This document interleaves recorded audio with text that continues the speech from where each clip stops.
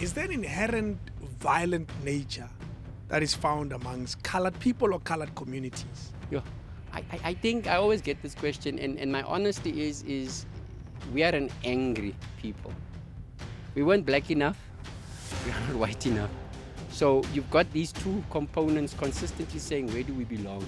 So we create our own space, we create our own world, we create our own rules, we create our own culture. Because we somehow feel that there's a complacency. Even now, another article I was reading that they're saying that they want to remove the term colored. And half of the colors are like, and what are we going to be called? Cape Malays? Because some of us are not. Some like, what are they going to call us? Griquas, Khoisan? Because we don't know who we are. King David Studio Podcast. I must welcome Witbooi. He's a former gang leader. Cape Town gangs, because I know Cape Town gangs and Joburg gangs are very different. Yeah. And he'll really break it down for us. This is a guy who, in my opinion, has a lot to teach and a lot to share with us about the world that we are so far away from. That was spoken about in the Oval Office, interesting, when what's his name, Johan Rupert was talking to Donald Trump and said the real problem with crime in South Africa is in Cape Town, with people, so many killings in Cape Town. And that's the real problem, not the genocide that everybody's lying about. And he's here really to help us understand a world that most of us don't quite understand. We hear about, but we don't know. I hope you're well, my man. No, I'm good. And thank you so much for having me today. Thank you. Looking forward to it. Yeah, thanks for making it here. Do you live in Joburg now? Yeah, no, I live in Joburg now. Came from Cape Town. Yeah. A lot was happening in Cape Town, and I needed to give another province an opportunity and see how it will treat me. Yes, and so far? So far, it's been good. A lot of development personally, work-wise. Yes. Interacting. It has been amazing. It's been really. What do you amazing. do now exactly? When you wake up in the morning, what occupies your time? So I run a foundation where we predominantly work with young people that are caught in gangs, and we mediate, negotiate for them to get out of the gangs. And which is quite interesting. When people ask me that question, is like, yeah, we do have boys and girls. And girls. Yeah, and it's quite funny because we sometimes have more girls than boys. Oh no. So those are the dynamics that we have. So it's kind of like that's the work. And then obviously we work with schools that are pretty much, where bullying, gang activities and other things that threaten the educational space. Yeah. We work in those spaces, doing rehabilitation and all of that stuff. And today you're saying one of the reasons you were slightly delayed had to do with something that happened at a school. Yeah, no, and it's funny because 1 minute these two boys were talking, the next minute the boy pulled out a knife and stabbed this other boy in the chest, and so it's that's how quickly violence escalates, especially in many of the schools. And sometimes I fail to understand that we have all these processes and policies and procedures in place, and yet some of these processes are not really helpful. Example of the process? For instance, we talk about, we do sporadic searches. Okay. So we search the learners to make sure they don't have any knives. We Random. search them. Random searches, like you won't know that we are searching. But it's the thing from prison. Even though you come and get a lot of contraband, at the end of the day, you will still have, you will still have those that will come through with contraband. How they do it, it's interesting because there's the, lunch boxes, there's the school bags. A lunch box is the like, ordinary lunch box. So find a way. They find a way. To put it inside your bread. Imagine, or they just basically throw the knife into the school grounds, and then when the search is done, they just go back there and pick it up. So kids find creative ways of doing things. How bad is it if you already were dealing with a crime that you just dealt with a few minutes ago? How rife is this type of violence at schools right now? We have a very, very big, serious problem at our schools, especially when it comes to, and it's across provinces. In other provinces, it's more of sexual assault. In schools like Cape Town and Johannesburg, we get gang violence where it's about learners upon learners, teachers upon learners. Really? Teachers upon teachers. Or learners upon teachers. Exactly. So we have all Because of that. we have a case of a gun that was pulled out for a principal of a school. Exactly. Yes. I mean, and that was in Primrose. I mean, when we did the even investigation in that situation, realizing that this boy came to school with a list of people that he was going to shoot. Imagine. And when he thought that he had shot the principal played dead. And then he was moving. Because of the gunshot, they could actually stop him. But luckily, they stopped him before he could actually get to the deputy principal. He could get to the teacher. So imagine those types of situations happening. And us South Africans, we are sitting in our bubbles, cozy, and completely unaware of what's going on out there. When you observe it from your perspective, as someone who's been so deeply involved in this world of gangs and the bravery that a young person would have in a situation like that, because we grew up under very different circumstances where you respect and afraid of a teacher, respect and afraid of an elder, let alone a Exactly. teacher, any Exactly. elder. When you observe it from what's happening now, what do you think has changed fundamentally in how our young kids are today? I think it's absent parents. Oh boy. You know, it's the fact that parents have this theory that if I can work and provide, it's cool. They're removing the aspect of present and they're confusing it with availability. And this absent that you describe is not absent dead in a traditional sense that he's just not available. Yeah. Here we're talking about a guy who goes to work and back. Exactly. He's there. You see him, but he is so tired. He is so busy. He's so inundated with work that he doesn't look at you in a way that you want to be looked at. I mean, I'm speaking from my own life with my dad just coming from work, and we would literally pass each other in the corridor, and it would just be It's a show. Eita. It's like he was a friend. It's like the way you greet a friend. It wasn't like, can we just chill? Can we just sit down? Can we just talk? And it's crazy because the only time I could really interact with my father was when I did something wrong. So that is what our relationship was about. So for me, naturally as a child, I just basically did nonsense to get his attention. Oh no. And then it just, if I break a cup, I'll get it. He'll talk to me. If I don't do the chores that my mother said I must do, he'll talk to me. So I valued those conversations more than the actual man sitting there working. Because if I come into his study and I'm seeing he's working, he's going to say to me, not now. Yes. When I bring my report and I'm like, I will show you my report, and he looks at it, didn't even really look at it, and he would say it's not good enough. You should have tried harder. And I'm like, dude, it's all A's. I don't know what is beyond What did that. you see? What did you miss? Exactly. So that means you didn't look. Exactly. So for me, I felt that he wasn't available. So and that is what's currently happening in many of our kids' lives. We're busy, man. We're trying to make money. Ish. And that's the problem. I think when I kind of understood the concept, and even in the gangs, the love of money is truly the root of all evil. It's like just the money is not the problem. Yeah. It's the love of it. Yeah. And loving it to such an extent where you think that you need it, where you lose track of family, friends, life. Because you're chasing this thing. Oh, and it's just a piece of paper. Do you know, I always look at it and say, chasing money to survive and there's chasing money because you want more. They're two different energies. Because you chase it because you want to feed your kids. You chase it because you want the biggest house in the street. Two different energies. And the one energy can have very negative ripple effects. Definitely. Because you just want opulence. You want to be the biggest and the baddest. And that's not always necessarily the greatest thing. Because in your story, you talk about when you were running a lot of gang members in the prisons and they were making lots and lots of money.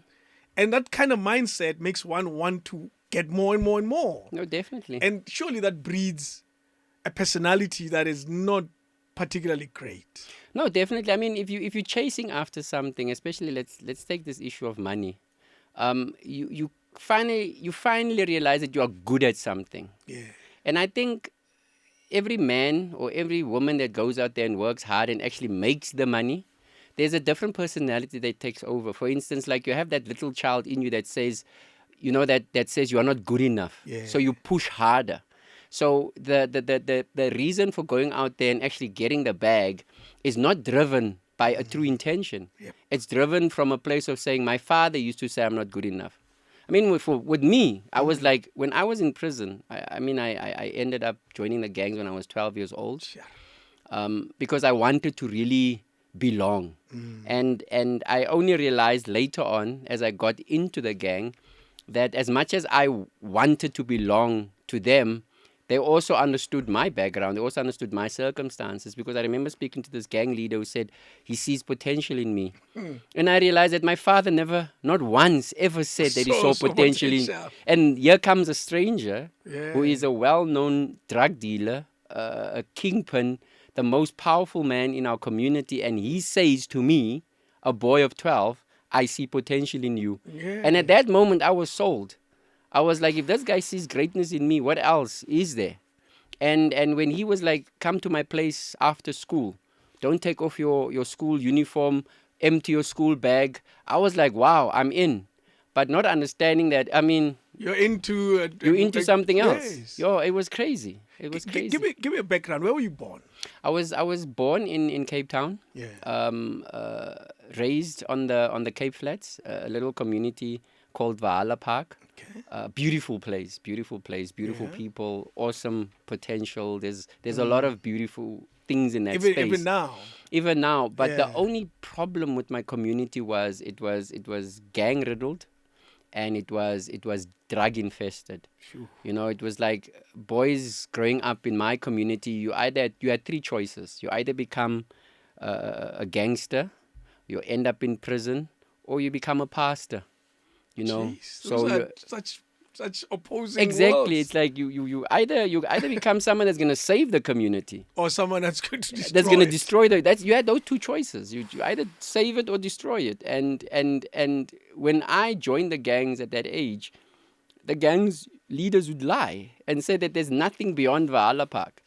Imagine grooming me to believe that there's nothing beyond Valhalla Park. This is where the world ends. Exactly. So when I get the street to control, this is my street, because I've been in the gangs for such a long time. I get a street, which is my turf, which is my area, and I'm so proud of it. You're a mayor. I'm like, this is my street. And it's like no one can tell me. So I'm sitting on the corner. I've got my knife. I'm protecting my street. Whatever opposing gang comes, I defend my street, because I know that beyond the street, there's nothing more.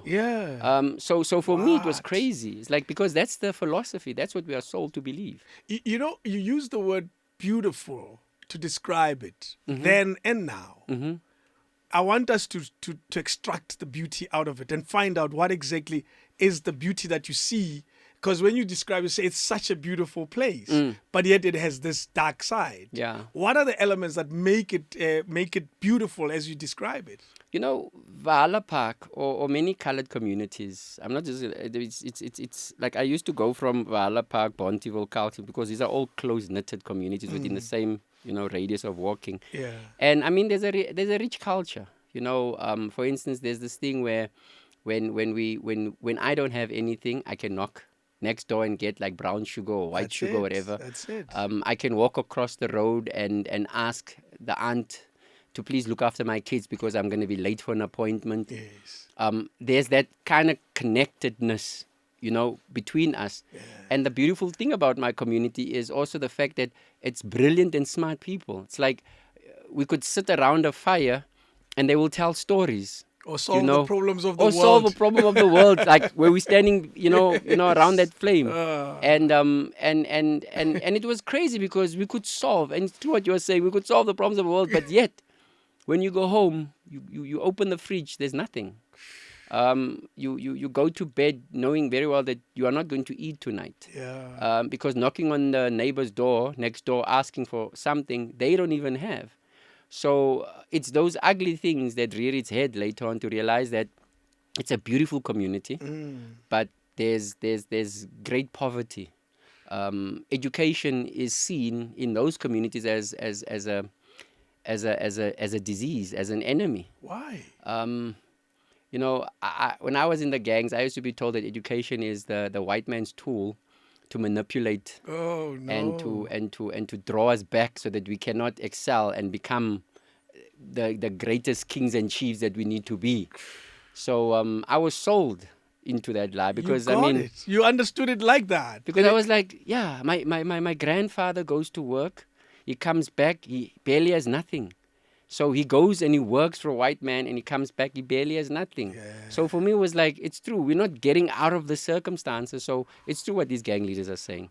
Tell me about the women in the community, because I grew up in a culture where you needed very strong women to get the boys in line. Mm-hmm. And men are important, Definitely. but because the mother's love is softer, is different, we need them in the story. Tell us about the women in the community, because you say it's beautiful. There's a community, a strong bond, but yet you still have people getting out of control or getting out of the way, so to speak. What happens there? I think. I mean, if you take a mother that stays in Clifton, or you take a mother that stays in North Cliff. I'm just making an example. Yes. She drives out of the driveway. She has a 4x4. She goes and picks up the kids. Life is beautiful. She even has a yoga outfit on because she's living the life. Absolutely. You go to Valhalla Park. There's no car in the driveway. The mother wakes up at 6 in the morning, even earlier, washes the 3 or 4 kids, has to walk them to school. She comes back. There's no man. There's no father. She's both mother and father. The first guy left. The second guy left. So she's like, you know what? It's fine. This is my life. This is who I am. So the circumstances between these women are different. But yet, the women in Valhalla Park and any other colored community are strong women. They try their utmost best to raise boys and girls, but to do it on your own is tough. When you're not getting the support, not just the support from government, but you're not even getting the support from the person that has made these kids with you, because he's not even available. He's completely absent. He's like, I'm going to buy milk. He's gone. Never comes back. So, but the mother that lives in Northcliffe, the husband is at work, but end of the month, ka-ching, there's money in the bank. It gets even better. The husband calls 5 times a day to check if everything is okay at home. So there's those inconsistencies in this community. So, but colored women are strong. Yeah. I mean, my mom was strong, but it was just the fact that she was with a man that consistently believed that I need to provide a better life for you, and in order to do that, I'm not gonna be at home. You know, and I think back, and it actually makes me a bit emotional to think about the fact that when he used to say that, and I'm like, I don't want to be like him. Yes. You know, I don't want to be that man. And then I find myself... Part of his statement is not bad. But finish your thought. Yeah, no, it's like, I get it. That I'm trying to provide. Yeah, I'm trying to provide, but it's like we said, it's the intention of providing. Yeah. Where does it stem from? Yeah.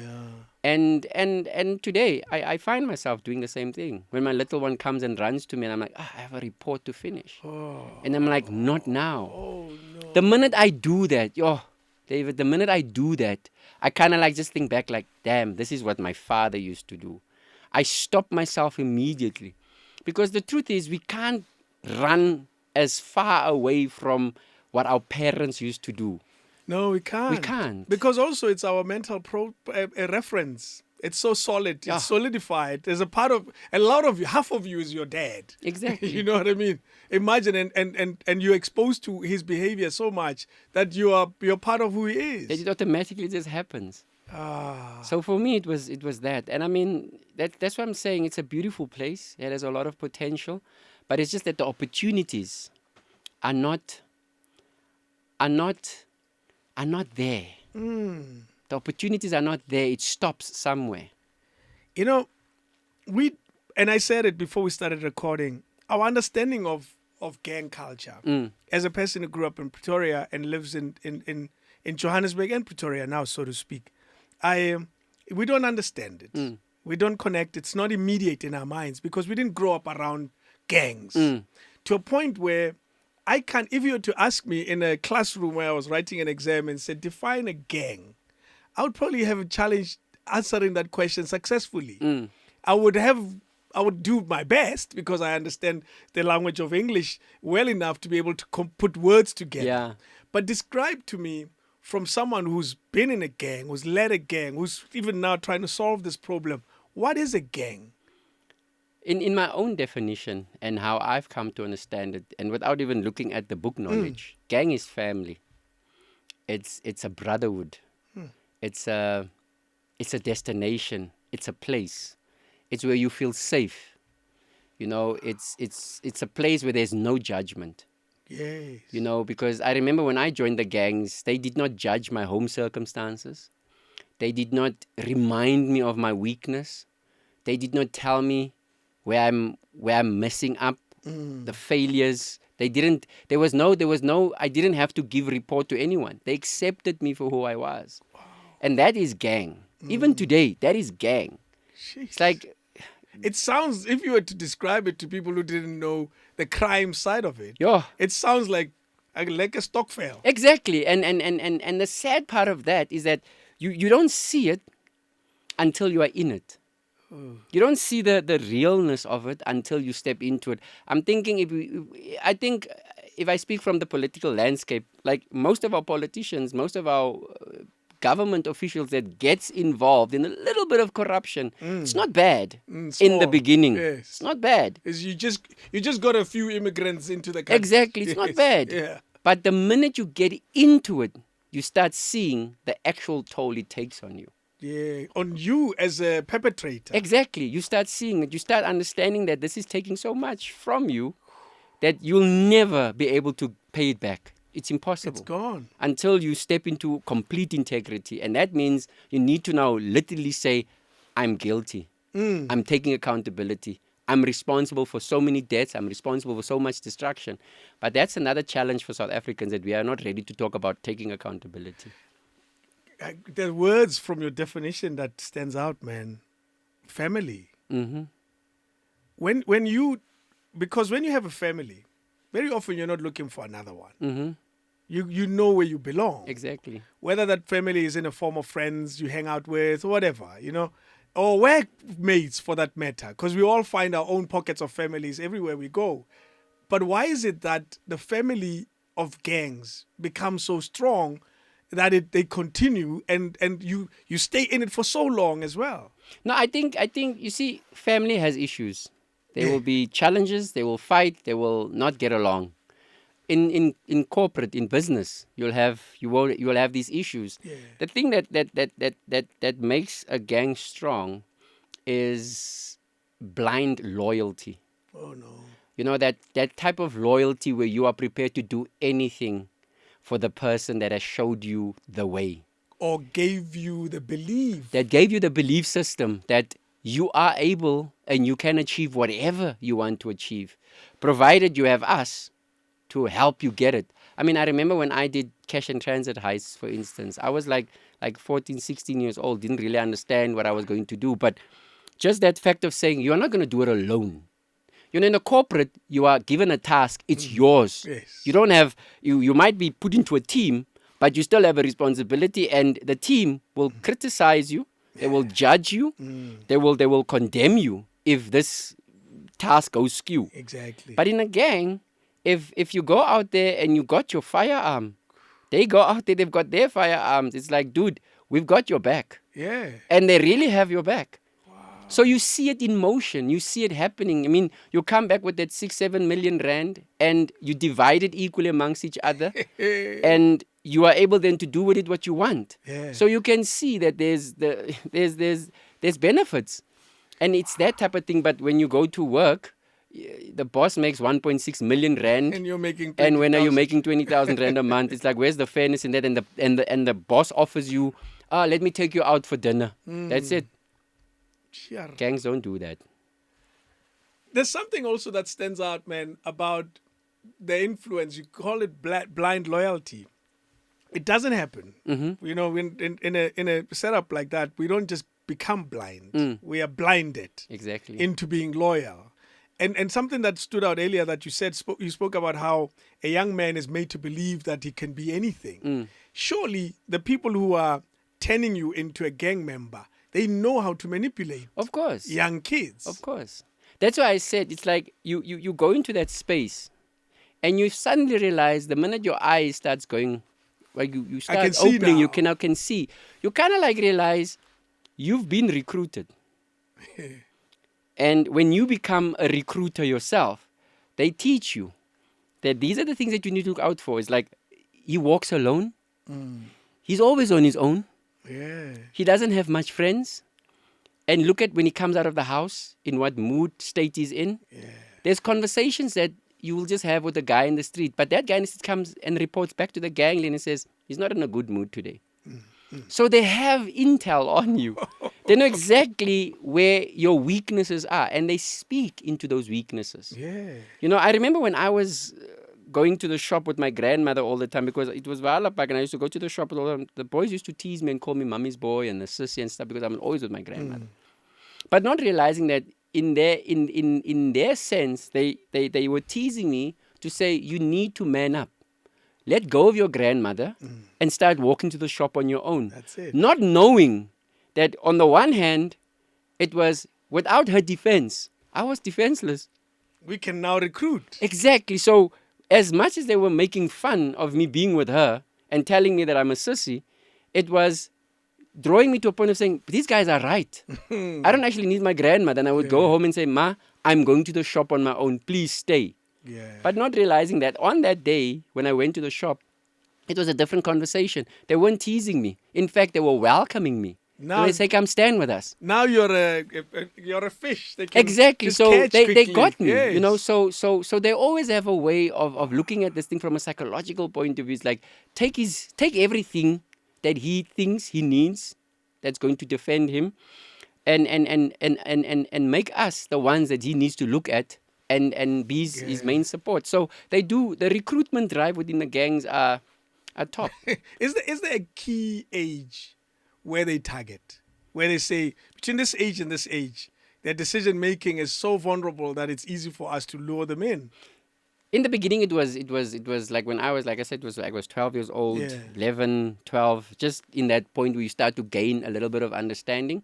Right now, it's even earlier because kids develop much quicker. Of course. I mean, we had a case in one of the communities where a boy was arrested that was a hitman. And we couldn't even say hitman because he was a hit boy. He's a kid. He How was old? literally 9 years old.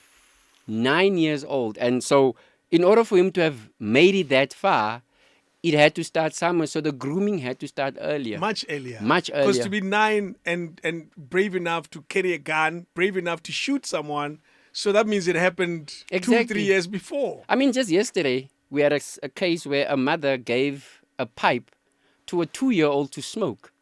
And I mean, I think it made it in the news. Yes. imagine I saw it how, in today's paper. at the age of 2, he's been brought to understand what that is. So imagine at 3, at 4, he's going to be an addict by the He's age of gone, 5. yeah, that's it. So it starts at a very young age at this specific moment. Gangs and the differences in different provinces. You've lived in Cape Town. Yeah. And now you're a Joburger. What have you noticed? There's a huge difference between, you know, we normally joke and it's not actually a joke, it's actually the truth. The Western Cape is the seat of power. Ooh. That's where gangs are made. And then from there they go. You know, so that's the capital. And then obviously you in Joburg it's all about making the money here. It's all about getting your hands in everything that at the end of the day you'll be able to get something lucrative out of it. But underneath all of that thing, the syndicate, the cartel, whoever you want to call it, must get their cut. Of course. For you to stand on that corner with that baby and asking for money, at the end of the night, somebody's going to knock on you and say, listen here, where's my 15%? I'm giving you permission to stand there. You're not just standing there by grace. I'm giving permission to stand Exactly. in God's world. Exactly. So that's what Imagine it's extortion on a different level. It's crazy. You get the boys that are pushing these big refuge bags. Are you talking about the recycle? The stuff? Yes. They pay protection, they pay for distribution. It's a crazy system that is brought into system of saying that everybody, you cannot just live for free. There's tax on everything. So if SARS doesn't get you, the streets will get you. Ah, man, this is so disheartening. But do we have a strong gang culture in Johannesburg? We are starting to have one now. In the beginning, it was tsotsis. We used to call him Itsotsi. yeah, Like yeah. you get a guy that comes, he steals your phone. Terrorizes us. You know, steals your phone. He goes and sells it for whatever. But they were not a They were not a unit cluster. of yeah. yes. But now you get organized crime. You get guys that like we want a specific thing. We want a specific car. We want a specific watch. So you get people that need to. We had a Rolex gang. Exactly. Interesting, there was that, yeah. So you see David walking at Santon. You spot his watch. You take a close picture of his watch. You follow him. You walk with him. You like check if it's a real Rolex. Yeah. So you don't waste your time. You start planning. You know, so they tell you, they start planning, they look at where you, it's like it's planning. Organized crime is all about planning. Yeah. When in the beginning in Joburg, you used to just get people that take chances. They're like, just because you were walking, I saw your phone by chance, I'm robbing you. Opportunistic crime. Yeah, you get that opportunistic crime. But when it becomes more planned, it becomes more deliberate. Yeah, that's what we have right now. We've got much more of that. But how has the Cape gang culture evolved over the years from your days when you were 12 to what it is now? Have you seen any changes? You know, at all? this takes me back to prison. You know, I remember when I entered prison, I was arrested at the age of 16. You'll tell us the details of that story as we go. Yes. So I was arrested, and then what happened is that I came to realize that the number is 268 years old. No, 286 years old. What is that? The number is like the 26s, 27s, and 28s. That's the prison gang. I've always wondered, what are those numbers? So that's how old it is. So imagine for something to be that old. It's older than me, it's older than you, it's older than the presidency. It's all of us. So you get to a stage where you realize that it has to, everything that has a system grows into another system. That's it. There's these gang partnerships that occur. There's the amalgamation of communities. There's the amalgamation of provinces. It's like this gang leader takes, this is your part. Bigger cut. This is your part. This is your part. So you get that type of situation of it grows because it's a pie that needs to be cut, and various people need to own segments or part of the pie. of this pie. So when I was growing up, there was a lot of honor in being a gangster. There was a lot of discipline in being a gangster. I think my late friend Papa G would concur when we were watching Himono Sidingo. He was the type of gangster that many people knew in a community, the one that they could relate to. He was dangerous, but yet lovable. He was the one that used to pay. Like in my time, we had gang leaders that would pay our school fees. Wow. That would support mothers So when they would support the community. They would support the community because obviously the community was their base. True. I mean, if you want to hide your drugs, you paid her rent last week, so how is she going to deny you? 100%. You know, so it was that kind of connection. It was brilliant. Right now, that respect is gone. That loyalty is gone. What has led to that in your observation? Because everybody had a piece of the South African pie. Okay. After the apartheid, everybody was given an opportunity to go and just get it. Go. Schools opened up. Yes. We could apply. Absolutely. We could go to any school. It was no longer a white school. Everybody had a piece of a pie. Yes. And then it all crumbled. Yeah. And then people went back and said, now we are back to another stage of poverty. And this poverty is even worse than the first one. Here we have nothing. 350 Rand, Sasa is nothing. Yeah. So people are hungry. Wow, man, that's an interesting observation. Hunger changed the game. Yeah. Hunger changed the game. There's no loyalty even amongst brothers, sisters. Hunger is different. Yeah, it's different. What do you say to an ability to see a good future? Because humans, we live in hope. We live in tomorrow.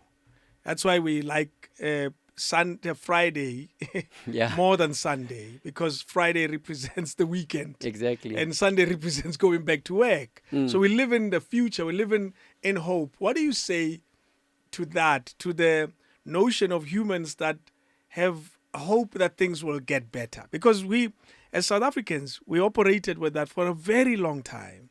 We knew that at some point apartheid will end and a better life will come. What do you say to that in relation to now? You know, I always say, and I wrote about those on my social media where I said that I used to be a dope dealer, but now I'm a hope dealer. But giving people hope requires work. Yeah. You know what? When we used to say, like, God bless him, Nelson Mandela, when he used to say, yeah, that guy gave us hope. Like he was the epitome of hope. Even Like, before he was released. exactly, he used to give us, we like, were just hopeful. hearing his name, Yes. and you knew that there was a. But then other people came, and they distorted hope. They abused what hope stood for. They removed the concept of the value to such an extent where I speak to kids at schools, or I go to families, or I work in certain communities. When I use the term hope, it's being frowned upon. Oh no. Hope no longer has that same relevance it used to have in the early 90s or after. Even in the 80s. You know, it we were no hoping longer- for a better yeah. day that's coming. So we are now living in a concept of redemption. Yeah. You know, it's like you live with that constant feeling of our country consistently needs salvation. We need salvation. Like It's like gospel music is doing yeah, so it's like well. yeah, exactly. It's like prayers are not working anymore. It's like we Yes. pray to such an extent where we now have to we have to do fasting, prayer. You know, we have to do so much. Yeah. We're at that stage where we are losing grip with our Ubuntu completely. Does that what in your opinion does that lead to? Or what has that created? I think if we look at our current economic environment, and not only just in our economic environment, we look at our social construct. I mean, we've got, like, I work in places like Alex, I work in places like Westbury, I work in places like Soweto. Yeah. I look at the economic climax. I look at how young girls are that step out and want to sleep with older men. I look at what boys at the age of 13 and 14 are prepared to do to just get bread or food on the table. I look at... It shouldn't be a responsibility of a 13-year-old shouldn't. to get bread on the But table. it is. But carry on with But your it, thoughts. but it is that. Yes. And it's getting worse by the day, because the only thing that's happening, and this is my plea to many South Africans, you can only build walls high enough. Only thing that's happening is that people are building higher walls. They are spending more money on security, That's true. and they think that they are safe. But I always say, the minute you step out of your house, bro, you are stepping into an environment that you are not trying to change. And that's the problem. That's the problem. People are running away from solving the problem. By building high walls and They're putting just building electric fence. exactly, and that electrical fence is even penetratable, because the very person that has sold you that electrical fence Knows has how to- also sold it to someone else. Knows how to switch it off. Exactly. Or put a blanket over Exactly. it and jump. So it's the car that you are driving. When you lock it, it can be unlocked. So it's like it's almost like it's false. Everybody's buying into false security. So we've created an environment that is unsafe. And part of that is a collective effort, clearly. We've all done it. We are all part of it. We're all guilty of We've it. created a society that is so complicated. Give us hope, man. Yeah, ish. You know, you today you got me at the right time. I think if we had this interview 2 days ago, I would not be able to sit here and give you hope, because I do get to that place, even in my own life, where I get so disheartened by what is happening. Yeah. And my disheartenness comes from our leaders and how they can do what they're doing to the very people that they swore to give a life to, A better life. a better life They to. said. And when they stepped into the office and they have this long oath that they declare, and I'm like, when you're sitting there and you're taking this money from the underworld, or you know that an entire community is going to suffer because of what you are doing, don't you think of that oath? Yes. Don't you go back and look for it and read through it and say that, damn, I'm actually not doing anything this oath is telling me? I think for me, when I was a gang leader, the things that really drove me to become a successful gang boss was that I was always sold into my values as a leader, because I was leading men coming from all walks of life. And a simple bumping into a guy, because a prison cell is small. It's 80 men in a room that's supposed to have 40. So the guy's making up his bed bumps into another guy, it's a fight. And this fight can lead to death. Of course. So now I have to come in there and de-escalate the situation from a point of leadership.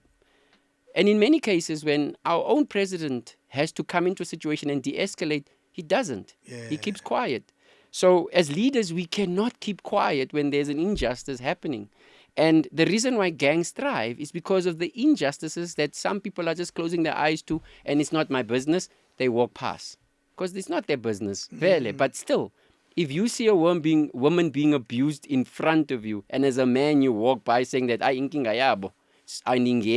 not my that's problem. the problem. Yeah. Next week, we're going to see her on Women for Change. She was killed. And then, now I want to go into the kitchen and look for cardboard and look for paint so that I can write on there. And say, not in my name. Yeah, not in my name, or say her name. But the fact is, dude, you were there. Yes. You saw it happening and you did not do anything. I want South Africans, and this is maybe where I'm coming from, is like I want South Africans to kind of like realize that don't get involved too late. We are a nation that gets involved too late. What is keeping us occupied? What are we busy with? I think people will say to you, they say it laughingly, life. Dude, akunzima. Siyasogola, you know, but they don't understand that it can become easier. I mean, I'll tell you my life story about prison. I went to prison. I was there. And I was a criminal. I took lives. I stole. I went to prison for what I did. Even in prison, I did more bad things. Oh no! But it was restorative justice, a program that I did in prison that opened my eyes to the possibility of becoming a better person. Yeah. And I think I don't want South Africans to get to that stage Where we are too late. where they become bad people. Like where you get kind people that don't want to be kind anymore because they were bitten. Got you. Yeah, Got you know, it's like Got you. remain kind irrespective of how the world treats you. Yeah. And because the less of kind people there are, the more opportunity for gangs, crime, corruption to just grow. Because crime, corruption, and poverty grows when there's an absence of justice. Or there's complacency, there's ignorance, there's us watching and saying, well, or you're buying that TV that somebody bought Exactly. that's selling. Oh. And then it's no at macro is 20,000 rands. This guy's selling it for 1,000 rands. I'm going to take it. Exactly. So you're part of that, and it's small, but yet it creates a ecosystem Exactly. of crime.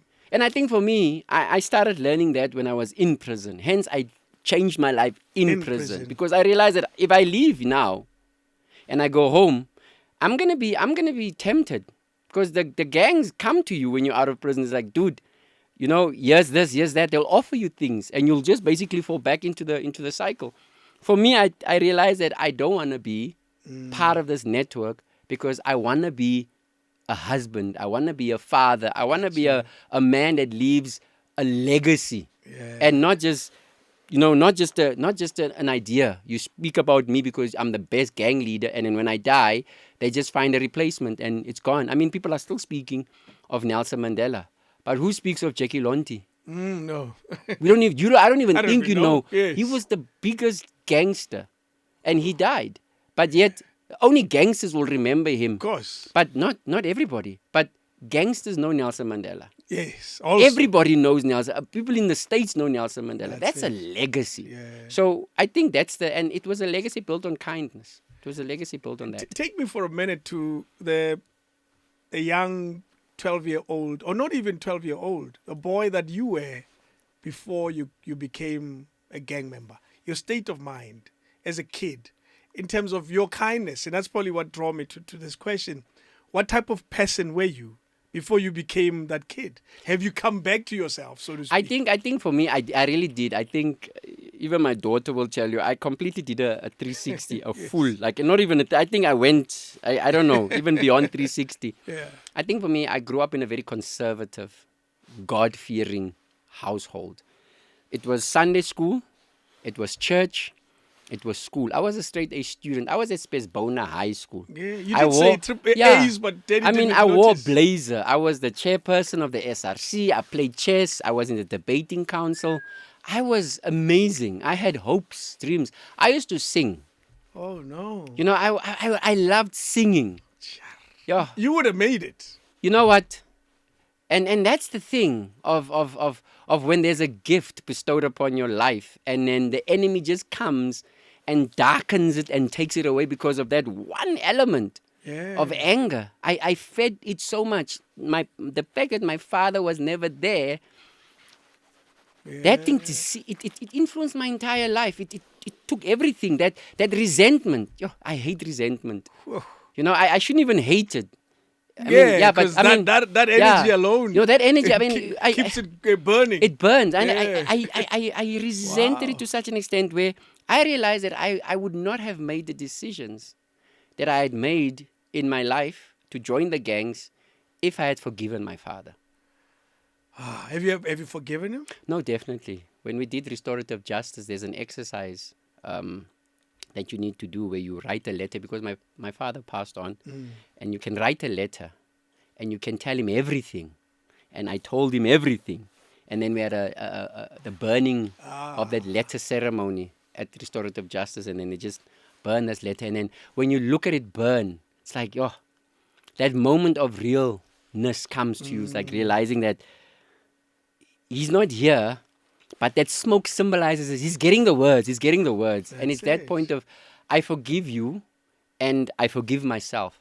Because when you've hurt the people that I've hurt, when you've done the things that I've done, and people sometimes say to me, welcome, you were a killer. Yes, but I wasn't born one. Welcome, you were a bad person. Yes, but I wasn't born one. That's why I'm curious about the kid that before the gang. Exactly. You know, it's like I had dreams, I had hopes, I had visions, I had all of those things. But my circumstances pushed me to make certain decisions that I alone had the will to make. And I don't blame my father anymore. I don't blame my community anymore.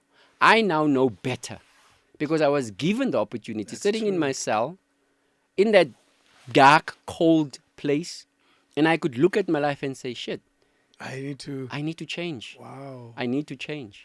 Let's spend a minute. One thing I realized is when I speak to former gang members and people who've been to prison and criminals, and this is my issue, right? And it's sad like that it is, because the platform is meant to tell stories. But there's a part of the stories that I don't enjoy hearing. And that's the crime stories. Exactly. But I realize that my job in this case is to hear them because they're not for me alone. What kind of crimes were you doing? And you know what? And I can say, and I can tell you this, is I don't enjoy telling them either. I can only imagine. And the reason why I'm telling you is because I also want you to understand that I'm not justifying my actions. It is bad to take a life. Absolutely. It is bad to take what does not belong to you.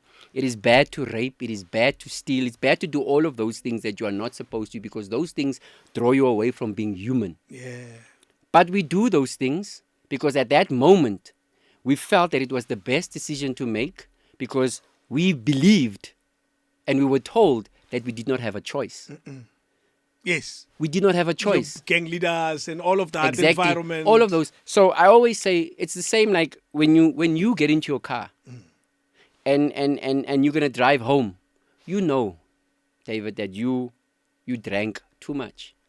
You had too much to drink. You shouldn't be driving. You should not be driving. Yes. It's when you reason with yourself at that moment, say, but I'm a good driver. I'm actually good behind the wheel. Do you know the most common phrase? I drive better when I'm drunk. Exactly. So you get behind that wheel and you drive. And you drive to such an extent where you hit someone and that person dies. But you don't stop there, David. You realize that you've hit someone and this person has died. And you know what you do? You run away. Because in that moment, it makes sense. Because the drunk you is still in charge. Exactly. So you sober up immediately. You're at home, you realize that you just killed someone. So you sit there and your instincts and everything that you are that's human is convicting you for what you had done. Yeah. But you keep yourself busy. You ignore it. You go on with life. You raise your daughters, you raise your sons. You speak, you go to places. You don't take any accountability. You live life. But yet you've killed someone. We've all done things that some people do not know of. Yeah. So I'm not going to be the first one to cast a stone at anyone and says that I am perfect. I'm not. But what I can say is that I have an opportunity right now to make it right. That's it. Yeah. And that's all I can focus on. So cash and transit heists, someone gets shot, people die. My initiation meant to kill someone because if I don't do that, I don't get part of the gang. So I did a lot of things, even in prison. So that initiation thing is true. Yeah, you have to. What type of initiations are we dealing with? It's all about, as I said, it's all about, number one, if he's not willing to take a life, He's not strong enough to be part of us. Ay, ay. Because he will be faced with situations, welcome will be challenged, where he has to defend the gang. And defending the gang means having to kill. Dude. So if he cannot kill indiscriminately, because you know what they do for the initiation? It's a random person. Some old toppy that's coming from where? Old toppy, young woman, anybody that is just, it's a random person. Oh, And the no. reason why it's a random person is you don't have any relationship with this person. And you said, walk up, pull the trigger, and show us. And then you get a high five. And then you get a high five, you get praises. Because you've done something that now connects you to them. Because how do you sit with a den of killers? You need to be a killer yourself. You can't sit in a circle of robbers if you're not a robber. No, of course. That's why I always say that when people come to me and say, no, I was just taking a picture with the guy. It's nonsense. Nonsense. Doesn't work like that. Is that something we've had recently? Yeah, I mean, doesn't work like that. Yeah. When you in the, like my father has taught me, and he might have been a bad person, and he might have, but he taught me two things. Yeah. Number one, you are guilty by association, Show me your friends. and I'll show you your future. Yeah. And that's what I always say is that is the cesspool of what we sometimes get involved in. Wow, man. I imagine a 12-year-old who's required to pull a trigger just so he can belong. Just so he can be a part of this thing. And the sad part of this is it's someone that looks like you, that speaks the language, that has a future, that has a life, and you are asked, go and destroy that person's life. And yeah, when I think about it, David, it's like you get to a place where you realize that even taking a cell phone is that person is still paying for that phone. That person was supposed to be in an interview the next day, but nobody can call because you've taken that person's opportunity to get a job. Yeah. The impact that crime has, the decisions, the choices of destroying somebody else's life is deep. Yeah. When I took the life of someone, I thought that it was simple, but it was a breadwinner. It was a father who was missed, who was loved, whose kids were not going to have the same opportunities that they were going to have because Welcome came and decided that it was the best time to do it. I will forever regret that. Do you still reflect on those moments? Do they still form part of your thoughts? I think the reason why and a friend of mine, Maya, would say this. She says the reason why I do the work that I do is she kind of feels like I'm still trying to apologize. Yeah. The gentleman that I took his life, his daughter works with me. What? So when we work together, and she's based in Cape Town, when we work together, I always say to her, Jamie, do you realize that I'm the man that took your father's life? And she looks at me and she says, I realize that, but I also know that you are the same man that is giving back thousands of more lives. My father would have been proud of you. It's that journey of redemption crazy, that we need to cross. How did you end up working with her? And when did you realize that this is the same person? Sounds like a plot in a movie. Yeah, no, exactly. And it's quite strange because once it happened, everything happened so quickly. But like I said, I speak about restorative justice because I want people to understand the power of forgiveness. Mm-hmm. In fact, we stopped the TRC too early. The Truth and Reconciliation Commission carried on for 30 should have years. carried on. We needed that. Yeah. We still need that. Yeah. And what they taught me in restorative justice was for the crimes that I've committed, I needed to go and knock on those doors. And it was one of these doors that I knocked on where I've done this, and the mother opened and said, I knew that you were going to come one day. I knew. because you are the man that took my husband's life. But Mina, as the mom, as the wife, I've forgiven you because I'm a God-fearing woman and vengeance is not mine. But you need to ask forgiveness from the kids. And I stepped into that house realizing that I may not come out of there. Because anything is the possible. boy was no longer little. Yeah. He was in grade 10. The girl was in grade 12. And because of what I had done, they were staying in a very good community, a very good neighborhood. They were at a Model C school. They were living their life. And after the father's life was taken, because he could no longer provide, they could no longer stay there. So they had to uproot their entire lives. You're saying before you took his life, their lives was great. Their lives were and great. And then you came in. And I just decided that, you know what, let me do this.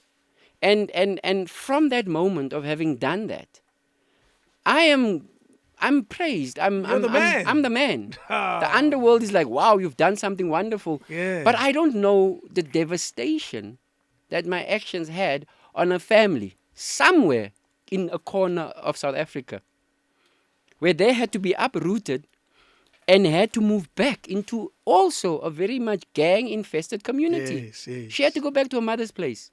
She had to go and stay with her mom in that environment that was not conducive for her children. And when I went in there having to ask for forgiveness, I looked at the boy. I could see that he was angry. Of course. I looked at the girl and I could see that she was angry. You messed up their lives, man. Bruh, it was even more than messing up. And when I looked at them and I spoke to them, and I didn't know what to say. The only thing I could say is can you forgive me? And? One thing I've learned about forgiveness when I did the journey of restorative justice was before I can even ask them to forgive me, could I forgive myself? You had to deal with you I had first. to deal with me first. And when I went there, dealing with me first, I realized that when I asked them, I was prepared for whatever came back. I was ready. And I stood there and as I asked for forgiveness, I looked at him, I looked at her, and I knew that forgiveness wasn't enough. Sure. Asking forgiveness was not enough. I had to do the second part of my journey, was to take accountability. And I had to fill the space of the man that could no longer fill that space. Oh, yeah. What does that mean? That means having to say to this family that I have my own family, but from time to time, I'm going to check in. From time to time, I'm going to help where I can. Are you welcome in that state? Of course. Regard? Because I'm not sure I want to see the guy that killed my dad often. Exactly. Do you get what I mean? But that's what I'm saying. Yes. The situation is different from it because not everybody forgave me. I mean, I went to many other doors and it was closed doors to other people. It was open door here, closed door, closed. It was fine. But the thing is, I was content with where I was at and also the invitation I was setting. Okay. And when the invitation was accepted, I could journey. Yes. They could get to know me and I could get to know them. And at the same time, I could learn about the pain that they went through because of my actions and take true accountability for my actions. Hence, I said, giving back. When you were learning about the pain you caused, what kind of thoughts crossed your mind about your actions?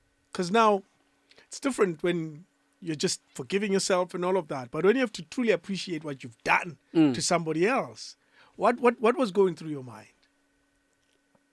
You know that thing of you realize that I was a little boy, stupid, naive, foolish. And I was fighting a darkness in me that was caused by a blame, that I was blaming someone else. And I remember that as I was having this engagement, what constantly came through my mind was, I'm not in this space to fix. I can't fix this. There's no way I can bring the father back. But I realized that, but what tools do I have at my disposal to not to cushion the blow or to remove the pain, but to kind of like sit and hold the space. Okay. That's all I could do. I sat and I said, I'm just going to hold the space. And if you don't want me to hold the space, you also have a choice to say, welcome, get out of my house. Yeah. But if you choosing me to sit, if you are saying sit, you can hold the space, and then I will do things at your approval to say, yeah, walk him to school, talk to him, be the mentor, you know, be that which his father can no longer be because you've removed him. And that's what I did. And when she finished the matric, I was like, dude, come work with me. So you've known her for a long time. Very long time. It's incredible, eh? And we journeyed together. We worked together. She's super awesome with kids. She's super amazing. Her brother is also, you know, he's stepping into his own. Yeah. And for me, watching that family grow and realizing the heaviness of what they had to go through, it's yeah. So we talk about hope. Yes. There's hope. Do South Africans have a misconception about Cape gangs? Do we misdiagnose them from a distance? Do we have wrong conclusions about them? I think what we do as South Africans is that we choose to praise them instead of looking at boys that are empty, boys that are hurt, boys that are trying to find their way back to their humanity. We don't remind them of that. In fact, what we do is that we praise them. We put them on a pedestal. We're afraid of them. We glamorize. But yeah. there's communities that are just afraid of them. Yeah, isn't it? and what we've learned is Yeah. that it takes a village to raise a child. Just as it takes a village to raise a child, it also takes a community to fight injustices. That's it. And if a community becomes susceptible and fails, the thing for me, and this is what I always say to my fellow South Africans, even into the world, I say, gangs won't have control over a community if you decide to stand up. Really? Because gangs need fear. They thrive on fear. You know, gang is Gang. Fear is also 4 letters. Yes. It's the equal. Yeah. So gangs need fear to flourish. They need fear to thrive. So if you're scared of them, they'll become bigger Exactly. and stronger. That's how it works. Anything that you're afraid of to confront becomes your obstacle. Absolutely. But the minute you realize that I cannot be afraid of this, it no longer defines me. You can overcome it. It's the same with me when I made the choice. That I cannot be afraid of a man-made system. I cannot be afraid of something that holds me captive. Yes, I might have committed the crime, but I'm not going to let crime define who I am. That's it. That criminal record is not going to define my life. Yeah. I need to step out of it because I'm a father now. I'm a husband. I'm a partner. I'm a leader. Those things must define me. Yes. But my crime cannot define me. And I'm not going to allow the society to constantly say, but is he really remorseful? Is he really? Yes. Does he, like, how does remorse show up? Has he really reformed? You How know does what it I show mean? up? How does it show up? Because for me, it's like before you can, like I always say, before you can cast that first stone, look at your own life. Yeah. Have you been true to your girlfriend? How many girlfriends do you have? Exactly. How many wives do you have? Yes. You know, what are you doing behind closed doors that welcome does not see? So surely you cannot look at me and say that I've not. There's no thing like a bigger sin or a small sin. Sin is sin. Yeah. Wrong is wrong. Wow, man. We're getting a lot today. We're getting a lot of lessons today. I'm curious to understand about, and I'm not poking at this out of anything else but curiosity. What type of business was your gang into when you were in it? It was cash in transit. Yeah. Like just and it was justified. It was like, nah, the money is insured. You know that you're not taking. It's not their money. Yeah, it's not their money. Yes. It's white man's money and all of that. And then other things were drugs, for instance, like pushing drugs into affluent communities because they could afford the white powder. And Interesting. When I bought this building many years ago, it's a cul-de-sac. And people used to trade in the street because it's a quiet street. yeah, So they would have a meeting. It's until I put the cameras out that some They of that stopped. slowed down Yeah. a lot. And then they would come here and you'll find a random guy waiting. And then somebody would come, would not get out of the car, and they would hand over through the window and then drive past. And we noticed that, this is the street allows for that because it's relatively quiet. It is a Exactly. nice cul-de-sac. There's no one driving through. So those type of things, I Those guess, type those of things. affluent Yeah, so it's like, suburbs like that yeah. would attract such deals. So you drop your bag, you pick up your money at the end of the month, you sell, you wheel, you deal, you do a lot of things. Politicians call in favors from time to time. Everybody calls in favors. Deal with those favors. It's Yeah. like it's a network, and it's that situation of what is it that the gang was involved in was like, as long as there was money to be made, it was an opportunity. Yes. There was an opportunity. Anything, that had where money could be extracted from was an opportunity. One thing in your story, it reads that your crimes didn't last long. It wasn't 20 years. No. Is that common for gang members' careers not to be very long? No, the thing is, and that's the thing. That's what I'm saying. Like, you will never get the real. Crime is lucrative. People always say crime does not pay. In the truest sense, it doesn't. But on surface, it does. Yes. Because what happens is that you get involved in something. If you know a person that's working hard, you would work hard, you get 20,000 rand a month. But I mean, if you do one job and you get 6 million, it pays. Yeah, quite a bit. But the problem with that 6 million, because you did not work for it, where it goes to, it's just, you buy the most useless things, you invest in the most useless things, you just do crazy things because you don't understand the value. gravitas, And the the value yes. of that money. Easy come, easy go. Easy come, easy go. And there is no school of investment within the gangs. There's no business school that says, okay, cool, you've stolen 6 million. Let me take it and show you how you can make it 20 million. Because the first thing that has to happen is that when you do an investment, you got to declare. Now imagine going to the bank and saying, I want to invest 6 million. Where did you get it? Yes. Oh, just from that truck. Doesn't work like that. No. So you have that type of situation. So it's that type of situation of saying that crime, in essence, does not pay. And when you realize that it does not pay, the wheels of this vehicle that you're in starts coming off. Because now you get into the serious situation of saying that, shit, my family's not safe. I'm not safe. Your descendants, your children's children. You realize that if you give birth to a child while in this line of work, they are susceptible to it. Yeah. So you can take your child to the most expensive private school, driving. I mean, no child. I've seen kids are not happy. Go to school with 6, 7 bodyguards. It's not a life. it You don't want to live like that. No. Nobody. So that's wants when to you do that. realize that crime does not pay because there's no happiness. You can't sit around a fire and have a nice conversation. How and what were you doing when you were caught? Your charge sheet is fairly long. It's kidnapping, it's extortion, attempted murder. And I'll tell you why I didn't think it was kidnapping, but our country. So the assignment was easy. Go out there and get someone and then hurt this person. And for me, driving out with these guys, going there, doing this thing, I couldn't drive. Okay. So I said to the You're a lady, kid. I said to the lady, drive the car. Uh, And then obviously we were arrested in Fort Trekker Road, which is in Belleville.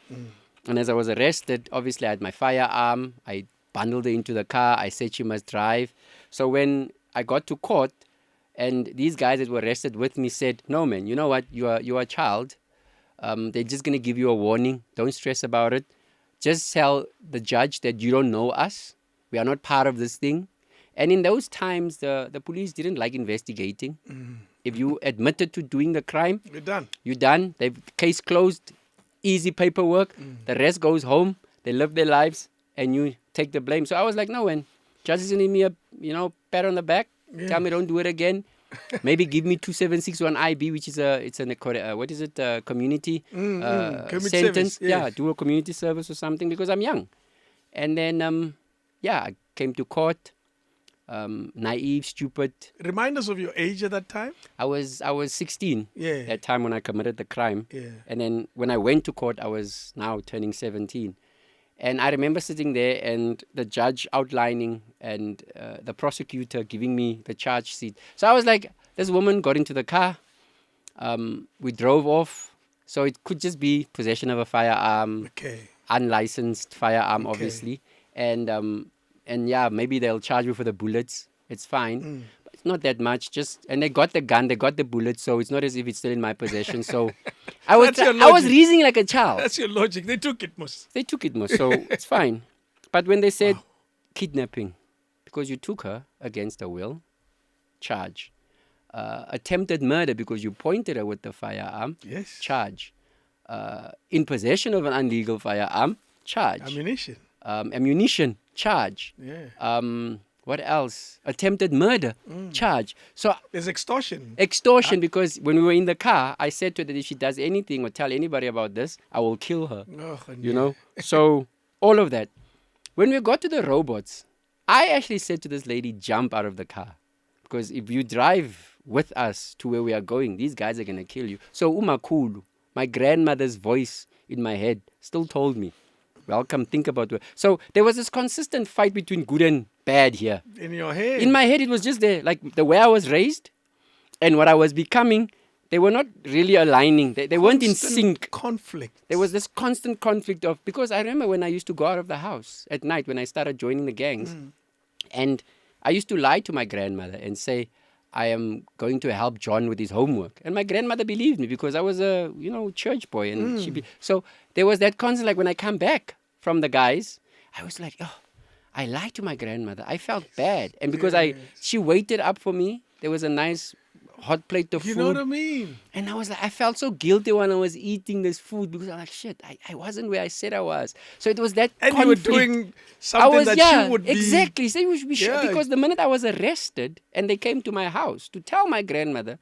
that we've arrested your grandson, she was shocked. She's like, no, man, you are lying. Do you think that's common? And I ask this because they are likely to hide you under their dress, as we've heard of stories. They're likely to say, no, he's not here. He's not here. He jumped over.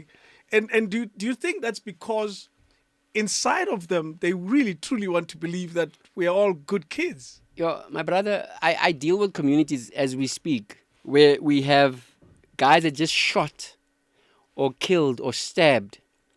When you tell the parents what the child has done, they refuse to believe it. Yeah. They were like, it's not my son, not my daughter. It's impossible. You are lying. You are making this up. It's that sense of, and I get it. They always say, I get it, because as a father, you've tried your utmost best to raise your child in the best way possible. For your child to be involved in something like that, it shocks you to the core, because you start blaming yourself. That's it. And you go back to you being a boy and the way you were raised by your father, that everything that you tried to avoid has now come back home. Through your son. So you kind of like the I don't know, they say the chickens have come back to roost. That's it. You kind of like realize that my grandmother could have done that. She could have said, he's not here. You know, she could have done that. But because of her Christian beliefs and her conservativeness, she believed in truth. Yeah. She's like, yeah. But then for her to accept that it was me meant these guys that I was arrested with, saying to me that, don't worry, we'll take care of you. Go to prison, we'll be there for you. The first visit I got wasn't them. It was my grandmother. Yeah. Second visit I got wasn't them, was my grandmother. Third visit I got wasn't them, was my grandmother. That's when I realized the wheels are coming off. Absolutely. The wheels are coming off. The promises, the reality of what a gang is like is actually all false. Were you shocked when you were now charged? Because you were charged like an adult. No, I was charged as an adult. Yeah. I was shocked. I was like, what's going on? But I also realized that it was a difficult time because our country was transitioning. Yeah. And I had a white judge. I can remember him like yesterday. I was arrested by a white police officer called Swartz. You know, and the judge, he was angry. And I remember that day when he sentenced me, he looked at me and he says, I want to make an example of you. Whoa. I was like, when you hear a judge say that, you must like, you were not charged and sentenced as a group. No, we weren't, because remember, I said to the judge that I don't know these men. So, so I became beskuldigene, yes. number one, accused number one. And everybody else was kicked out because there was no proof. You took one for the gang. I took one for the gang because I was stupid, naive, and I believed that what they were saying was real. They're going to come and visit me. They're going to take care of my family. They're going to do whatever they said they're going to do. And I realized that after they didn't come 5 years in, They didn't come. Never. Not once. So I guess the family comes apart at some point. Exactly. That's what I'm saying. It's like you only realize through family at that moment. Yes. So this family that you thought wasn't family is actually family, because when it's the toughest, the most crucial moment when you need someone in your corner, That's when you see them. that's when you see them. So for those sisters that are fighting with their sisters and brothers fighting with their brothers, it's at that crucial. Right now, the world is there. Right now, your chummies are in the corner with you because you still have money to buy them drinks and talk about your problems. Right now, everybody's there celebrating because you still have the 6-figure and you still have the big house. But the minute you lose all of that, the minute you no longer have money to buy, the minute you no longer live in that big house, your sister that you chased out of the house and she moved back to the Eastern Cape as Lalini is going to be the one that's going to say, Puti, it's going to be okay. That's it. That's true family. How are you able to hide the money and the stuff that you were getting from the streets to Granny and the family at home? My grandmother didn't want to take any of the money that I did on the streets. I don't want to lie. Yo, Clearly suspected something was like, wrong. you know that thing of like she believed, but she didn't believe completely. She had that understanding that it might be. I remember there was this issue where she wanted to buy something. Yeah. And I was like, no, it's fine. I'll organize. And I came with this. It was like 350 rand. But it was this. She wanted to get a... You know, we had this big stoves. Okay. It was at Renouncing. Okay. And I wanted to surprise her with this big, beautiful stove. Is it the white one with the oven? And she had a welcome Dover. Got you. She had an old stove that she Yes. still needed to use, like coals and stuff. And I was like, I'm gonna Those get were her. great stoves. Yo, very, because you could wash in front of. Absolutely. The whole We all house have was those oh. memories. So she had this, and I was like, she needs to level up now. So I was like, went to Ellerines, and I said to these guys, drop this the stove at the house. Guys came with the delivery. It was on there, paid, and then they were like, my grandma was like, who bought it? Yeah. I didn't buy it. Your grandfather didn't buy it. And you're probably proud. I was proud, but this woman doesn't want to take the stove. I was like, what the hell, dude? I stood there, and this guy was like, and what now? I was like, She doesn't want it. She doesn't want it. What must we do? Money back. You know, and it's like, it's that moment when you realize that your grandmother is setting values. Absolutely. You know, she's setting values, and you're just like, it's fine. You reflect a lot on Granny. Do you, in your current life and how you approach life, does her teaching still cross your mind a bit? No, definitely. There's a lot about my grandmother that I love, and there's a lot of things I also don't love. She was a very tough woman, but she was true in the sense of what she believed in. I could hate my grandmother for all the wrong reasons.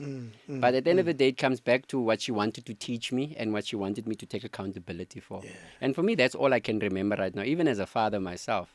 I mean, my daughter will tell you, is like, she doesn't, when she cries in front of me, I'll say, okay, have you cried enough now? Because we're not going to cry until the next day. It's over. Yes, it's done. Yes. Can we get back and focus on what's important? And that's what my grandma was like. My grandma was like, are you done crying? Because it's can't change the situation. We have to stop and talk. I am not saying you can't cry. Cry and finish. Cry and finish, but we're not going to do this for hours. So it was that realism of, can we focus again on what is important? And for her, it was like having to visit me in prison was consistently reminding me of my value.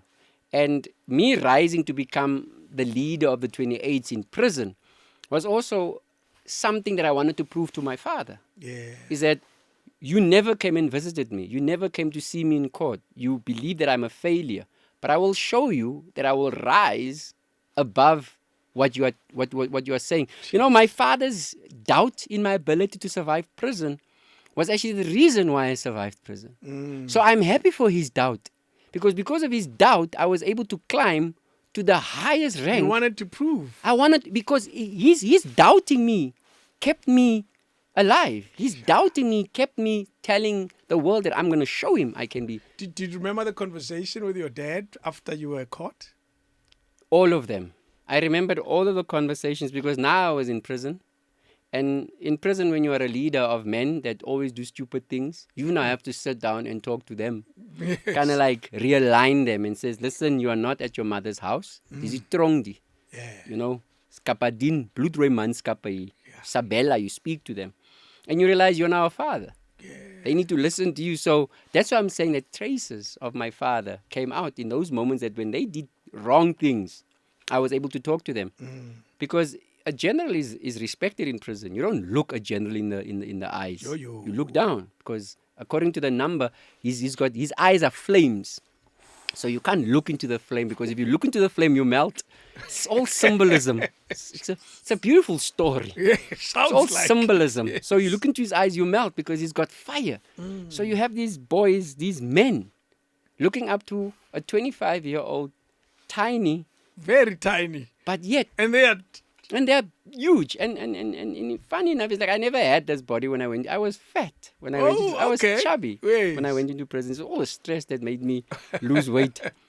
Wow. So it was that type of thing of just entering that prison and having to take charge. And once I took charge, as I said, the underlining factor that motivated me to rise was that little boy. And that happens in many... Proving your dad wrong. You see this in CEOs of companies. Yeah. You see this in businesses. You see in business tycoons. You ask, why are you there? I mean, we see it in Donald Tell me Trump. about your dad. It's that hurt boy that wants to be recognized by the world. Look at me. I'm good at what I do. And yet we just throwing stones at poor Trump instead of just loving him. Well, that's he's destroying the whole country, the whole planet. Let's go back to your... Do you remember your first day walking through the prison gates? Like it was yesterday. I remember there was this guy that was thrown into a cell with me. So he was standing next to me. These guys came to me first, 2 of them. They asked me, who are you in prison? And I said, welcome. Oh, they slapped me. Bruh. Because, like, they asked me again, who are you in prison? And I said, I'm welcome. And they slapped me again. And I realized that I'm not welcome here. Like that's the moment. Like, then the guy next to me, they ask him, who are you in prison? And then he says, Frans van Jonalang. And nothing happened to him. So I was like, okay, if that works for him, it could also work for me. So they asked me again, who are you in prison? I said, Frans van Jonalang. And nothing happened. What is the But not realizing that when I said that, I was saying that I am willing to be a worker of the 28th. Oh, no. So you see? So I went from the pan to the fire without realizing because prison had a different lingo. The language that we spoke outside, the gang language, was not the same as the numbers language. In prison? People need to understand there's a gang. Ne? Outside? Outside there's gangs. Yes. Inside prison, there's the number. And the number is not a gang. Okay. It's the number. So you can't come with your my influence. You see in prison, this is the most realist way that I can describe it, and it's the truth. Yeah. The true reflection of prison. You can be a CEO of a multinational big company outside. But the minute you go to prison, you are no one. Yeah. You walk through those gates. You've lost everything. You are completely no one. You are a Frans. A person that sleeps on the streets outside, a bergie, a homeless person, the ones that you sometimes look down on and says, "Hi, fuck off." Or throw 5 rands. Throw 5 rands at them. That one, when he walks into prison, he's the CEO. What makes this guy bigger? Because he understands the street. He knows the street. He knows what is what. He sees. He feels. He's in tune with everything. He understands pain. He understands suffering. He understands death. He understands danger. Sure. He has seen everything. He doesn't live a soft life. He doesn't live a soft life. He knows. So I have more respect for people that are staying and living on the streets than anybody else, because I realize that if I have to meet this person 10, 15 years later in a very dark corner, I'll survive. They're likely to make it. Because that one knows everything. So I don't underestimate people. Yeah. That is what I always say. It's like, it's different. Like you can be, prison teaches you. You can be a king, but when you fall, I mean, we've seen examples of how mighty people are, and then they go and leave, and then friends also disappear. Everything changes. Everything changes. Tell us though, very in few words, the numbers you tried to tell us earlier. I was lost with the 28s and the 23s and the 24s and all of that. What are the numbers? So there's only 3 numbers. Okay. Unfortunately, there's no 24s. Maybe it's a new one waiting to happen. Maybe you can create it. I know the 28s. Yeah, so you have the 26s, Okay. you have the 27s, Okay. and you have the 28s. So the 26ers are predominantly the ones that work with money. They are the ones that sell, they deal, they wheel in everything. If you go to prison for the first time and you locked up for 5 years or 10 years and you need scissors or you need a blade to shave or you need something, but you can't get it Need because... a cell phone. Or a cell phone. Yeah. They are your go-to people, right? The 27s are more of the HR. They are the law keepers. Whoa. There are rules in prison that you need to live by, and they are the ones that are maintaining that order. Okay. So if you step out of it, they will deal with you decisively. Give me an example of what you would break when it comes to these Yeah, guys. so for instance, like you come to prison and you decide that you don't want to conform or join any of these gangs. You just want to be an You independent. just want to be an independent person. You just want to live your life and all of that stuff. But in order to be that, you need to pay. Because you have to pay for protection. So you can maintain your freedom. So you can maintain your freedom, but it's going to cost you. So let's say you're choosing not to pay, but you said you're going to pay. Yeah. So you've made an agreement. You can pay it later or pay it forward, whatever, but you are going to pay. Yeah. But now if you choose not to pay, then you're going to get a knock from the 27. And he's going to show you what it means not to pay. So that's the law. Can't break it. You can't. The 28 rules everything. Oh, there's always a bigger boss. So when the 26 sells, whatever he or she sells, it goes back to the 28. A percentage of what you are selling goes back to the 28s. Okay. Because they control the kitchen. Okay. And the kitchen is where everything comes in. Kitchen is the only door in prison that sees the outside. The delivery of whatever comes from outside, everything. The kitchen is an important part. So they are in the kitchen. The 26ers are in the corridors. The 27s are in the units. Yes. So they all have a place. They all have a role and responsibility within the prison Yes. walls. So if anybody comes to me and says, but why did you become this? Why did you become that? I'm like, dude, if you have not been to prison, can't judge my process. If I were to be a 26, if I were to be a 27, if I were to be a 28, whichever way, if I choose not to be any of these things, right, I would have to pay for my protection, or there are a lot of things could happen to me. I will not be safe. Sure. And I would be used, abused, beaten up. Everything can happen to me within that space. Yeah. And if I know that the judge now looks at me and says, welcome, I'm sentencing you to 23 years in prison. What do you think I'm going to do? Go to prison, and they sent me to Pollsmoor, which is one of the 5 most deadliest prisons in the world. Yeah. And you want me to go in there with the code of ethics and says, let me be good. Yes, I'm not going to do any of this. I can't. It's impossible. So to join the gang is a survival a decision more than anything. It's a survival decision. Yeah. You can choose not to, but it's going to be difficult. It's going to be hard. Because in order for you not to join the gang, you gotta have to do 2 things. Okay. First thing is you gotta be a snitch. Jeez. And you know what happens to snitches? Yeah. They get stitches. That career doesn't last long. That doesn't last long. I mean, we've seen from the other guy. He's just out there doing his thing. Sure. So you can't do that because you're not gonna survive. Another thing you can do is that you can become a Christian. You can become a brother. You can become an imam. You can become a Muslim. You can become whatever. But even that, you will be taxed. Because you are the only one, because you're in a church, you can go from unit to unit. So you're going to get called by the gangs and says, take this Nsangu over there. And if you did... with your Jesus because and your Bible must. You have got your Bible, Yeah. just put it in there and drop it there. And if you choose not to, we'll see. So in order to survive, you got to do things. And so it's all about survival. But it's at the end of the day, it's about a choice. So I don't blame people that make certain decisions because they've got lengthy sentences. The people that I sometimes look at, I mean, if a person goes to prison for 2 years, I'm like, dude, seriously, you're at a minimum. You don't have to join the number. Relax. But during that small time, still things can happen to you. But still, it's like joining the number is a life decision. It's gonna cost you your entire life. So it's not going to be like for 2 years, because remember, what happens in Vegas stays in Vegas. Yeah. So Including there's if a you lot. kill Yeah. someone So there. everything that happens in that space happens in that space, and it changes you. I was in prison with this guy called Kafarki, and he was a colored guy. Terrible name. Yeah, and the reason why he was a colored guy, but he was dark, so they Okay. called him Kafarki. And I mean, it's interesting because in South Africa, when we call each other Kafarkis, it's fine, you know. Yeah, But if it's- somebody it's else does it, it's a problem. Not good.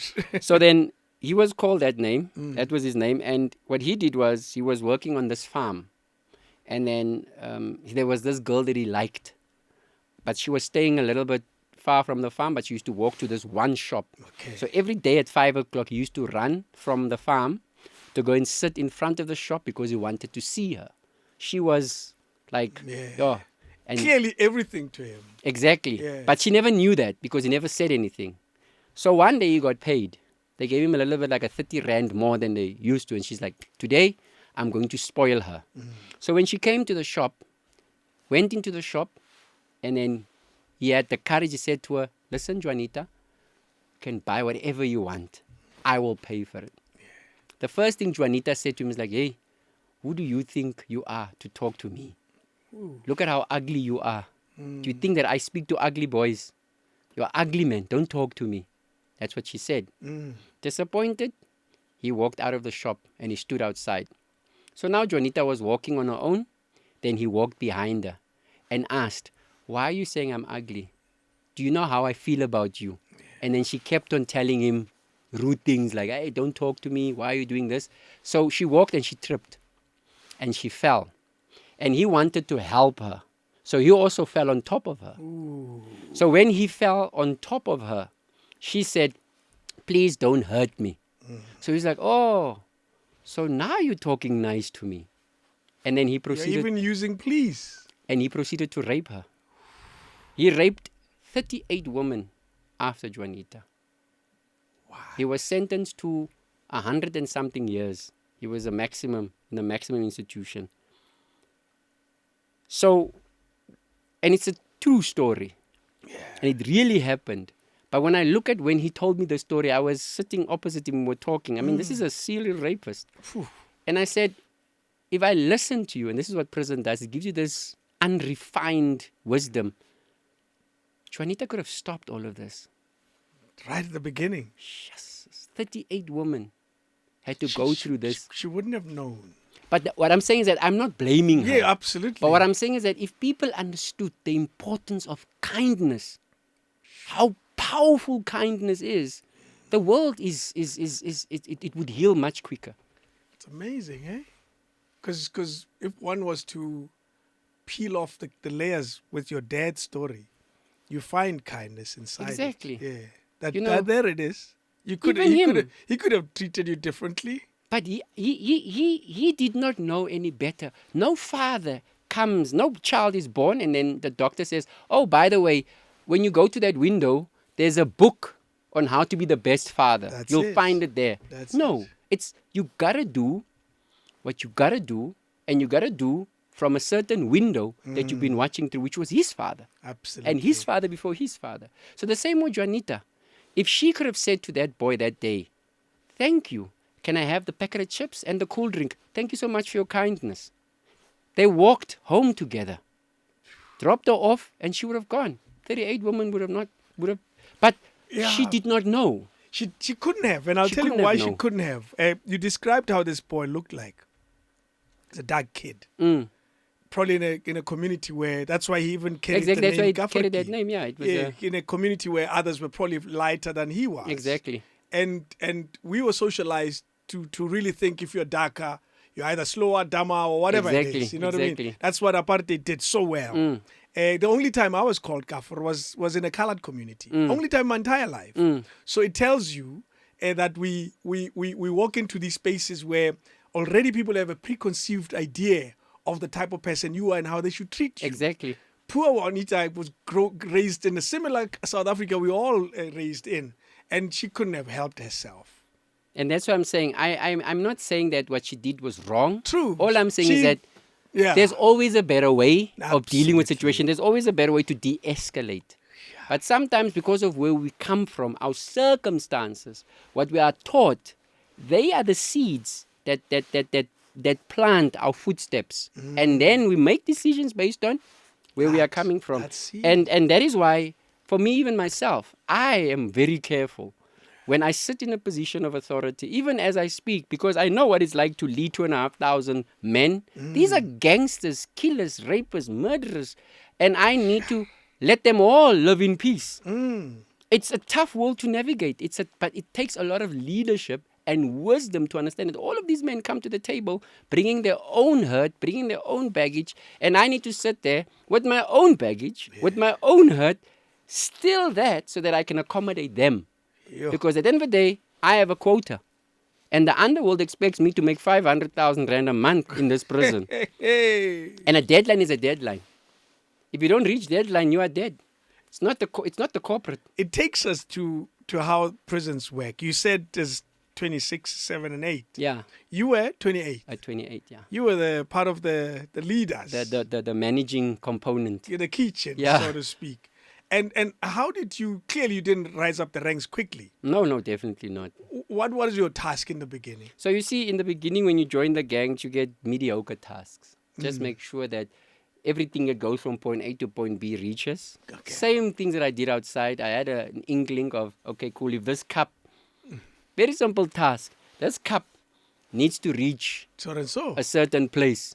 My job was to make sure that I can get everybody Yeah. in line to say, if this comes to section A, people in section A need to give it to this one so they can get to section B. From Gotcha. section B, it needs to go to... So I need to make sure that it works. Because if this cup is lost along the way, I failed. And I will be called. And accountability in the gang is huge. Of course. You got to take accountability. Like, you got to take accountability. In the gangs, you can't lie. Because there's two men in the gang. It's called draad and glas. What is that? As a person that It's a- sees Okay. a wire, a person that hears everything. A glas is a person that sees everything. It's, as I said, it's symbolic. It's the lingo in prison. It's very Yes. different. So these men observe everything you do. And they report back to management. The finer detail of what you did. Like, if a 26 owes 75% on a certain product, they've declared, there's a line of declaration. In the morning when we wake up, we stand in a line. 26s, 27s, and 28s. And there's a conversation.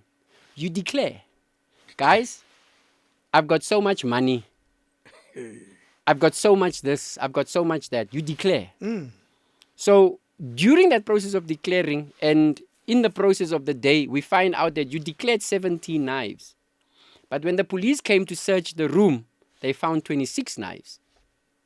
Where's the rest? Accountability? No. You said you have 17. Yes. But the police find So you 26. lied. So you lied. Accountability. That man that brought that message to declare is going to have to be punished. And that's where the 27 steps in to punish.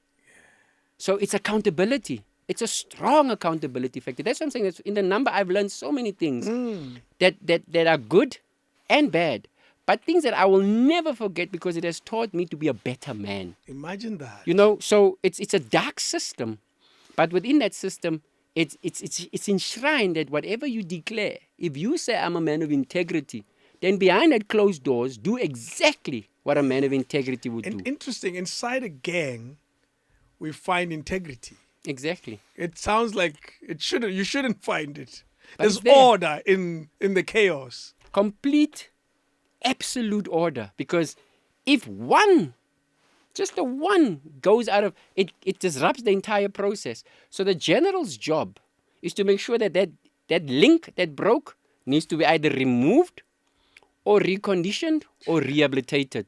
Imagine. But if you don't want to spend time reconditioning or rehabilitating, most of the generals that I know would like, just take him out. Yeah. Just take him Let's out. remove this We don't have problem. time to play here. Take him out. This is a serious situation, especially the gravitas of Yeah. the situation. Do you say that the different numbers get along? The different numbers don't always get along Okay. Because there's always, as I said, it's a family. Of course. There's- Basic principles. One, like, I mean, what 26 will be happy if you're going to say, I'm selling this cup. Number one, this is what the 26 does. I have to get this cup into the prison. Okay. So it's number one, I have to phone, I have to make arrangements, I have to pay the correctional officer. That's the 28. That's the 26 that's doing all of that. Okay. 26 has to arrange all of these things. So let me just so the 26, what he does is he has to get the cup into the prison. So he has to arrange this. Got you. He uses his own phone, his either his phone or his card, whatever, but it's money. He uses that, makes the arrangements for the cup to come in. The cup is going to come through the kitchen. 28. The 28 is going to take the cup. So he already knows what is coming in. So the declaration cannot be false because he's already witnessed there's 3 or 4 cups. So once he gets the cup, the percentage of what he's going to sell the cup has already been deducted in the kitchen. So there's that line that needs to move. So then he's not happy with the fact that I had to put in money. I had to make this arrangement. And then I'm giving away And then 15% or whatever. 15% Yes. I have to give to you. And all they did was just to handle. Exactly, the handle the distribution. 1, 2, 3. You know. Yeah. So now he complains, and he complains to the 27. Now the 27 comes to me and says, "Welcome." They're not happy. That's amazing. I'm like, you know what? If they're not happy, let them show me they're not happy. Yeah. And then the 27 says, "Okay, cool. I'll show you." And people that are innocent suffer in that process of showing. So that's because everything It's not in prison, always peaceful. yeah, It can't everything in be. prison, every rule, every law is written in blood. Someone has to bleed for a law to be written into action. Do you find these numbers at every prison, at every prison or most prisons? All prisons have the number. It's the basis of what you see. If let me be honest, and this is not like I'm praising the number, but the reality is this: we have the penitentiary. I'm talking about American prisons. Talk about the fact that they've got Vatos Locos, they've got Cribs, they've got all these types of gangs. There's war in those gangs, in those prisons all the time. Yes. Because it's rivals. So in a South African prison, which is quite crazy, which is the most awesomest part of the number, is I can be a Dixie.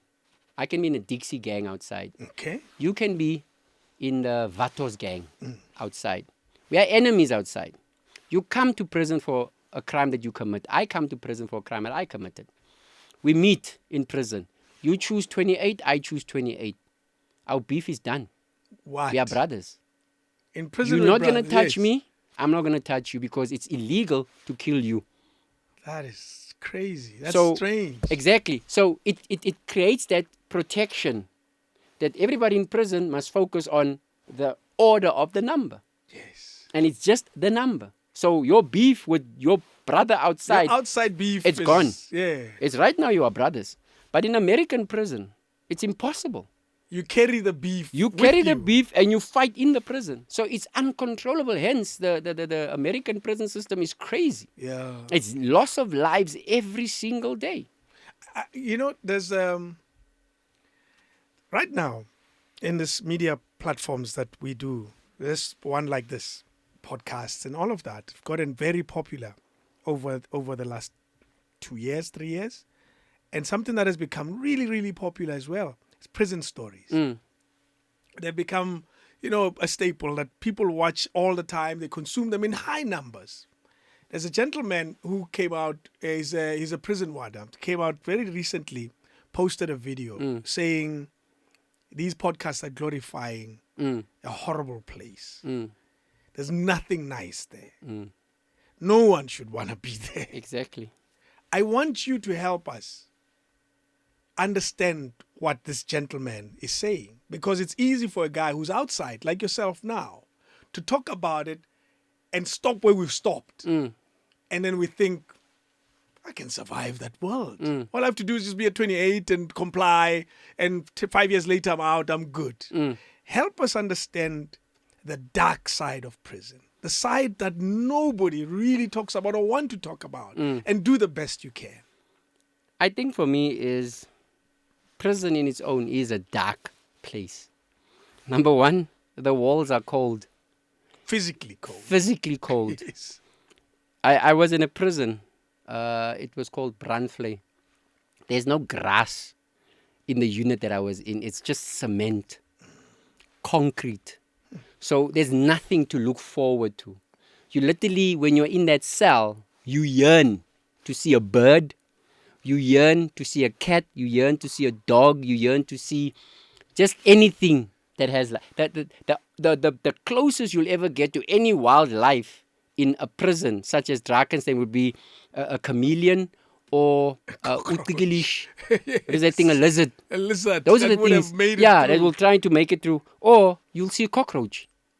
But those are the things that you see. So even when you see those things, you are filled with joy because there's another life in the space that's sharing a life with you. So you know, prison teaches you gratitude on a different scale. Because at home you have a fridge, you have a TV, you have cupboard, you have food, you have a blanket and stuff. In prison, when you get 2 blankets, it's 2 blankets. Yeah. If it gets cold, it's cold. You're not going to knock and say to the guard to bring you another blanket. He's going to tell you this is not your mother's house. You got to bear it, brother. It's not a hotel. It's not a hotel. When the water is cold, the water is cold. Washing water. You have a choice. You can either shower between 6 to 7 when there's hot water. And if you want to shower after that, it's chai. You have to wait for the next day. So the choices that you have to make in prison to survive are dire. Yeah. So when this correctional officer speaks of prison, it is a dark, lonely, cramped place. You don't want to go there. Yeah. Nobody wants to be there. My story, when I tell it, I say that if you do end up in there, you also have a choice. You can either choose to live this type of life or you can choose to live this type of life. My story to young people is always the same. Don't go there. Because just because I survived does not mean you're going to survive. That's true. When people come out and speak on how they were when they were in prison, and there's a lot of lies out there, a lot of lies about prison that people that were in prison will tell to kind of like create this happiness. There's no... Or grandness. Or It's grandness. Amazing. I have a problem with Survival those. Yeah, I thing. have a problem with those stories as well. And the reason why I tell my story authentically is because I concur with that correctional officer. It's not a good place for anyone to go to, even a correctional officer, to work in. Oh. A correctional officer gets a pay. But on top of that, he also gets danger allowance. Yeah. He gets paid a danger allowance. Yeah. And that danger allowance is given to him because of the danger that his job is based on. So it's not a happy place for him to either work in.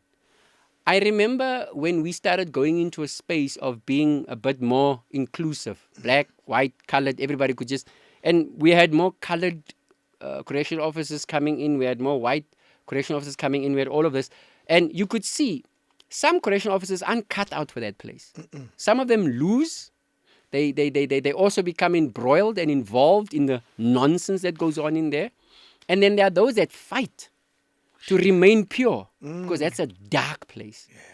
So it's not a good place in any sense of the word. Remember what you must also understand about prisons. If you do the research and you do the study, every prison has either been built on a battlefield, a graveyard, or where people died. Oh, no. There's no prison that was built on, wow, this is a great place to build it. Beautiful it land. has a beautiful land, it's beautiful heritage. No. Every prison was built in a crappy place that has a crappy history because it needs to be dark.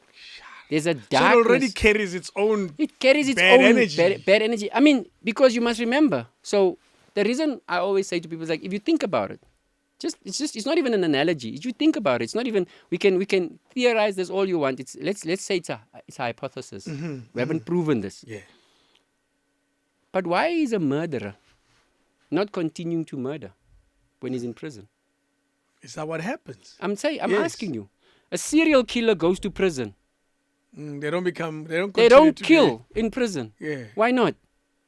Because he can't. The rules are different there. In prison, yeah. The process of living there is different. You need to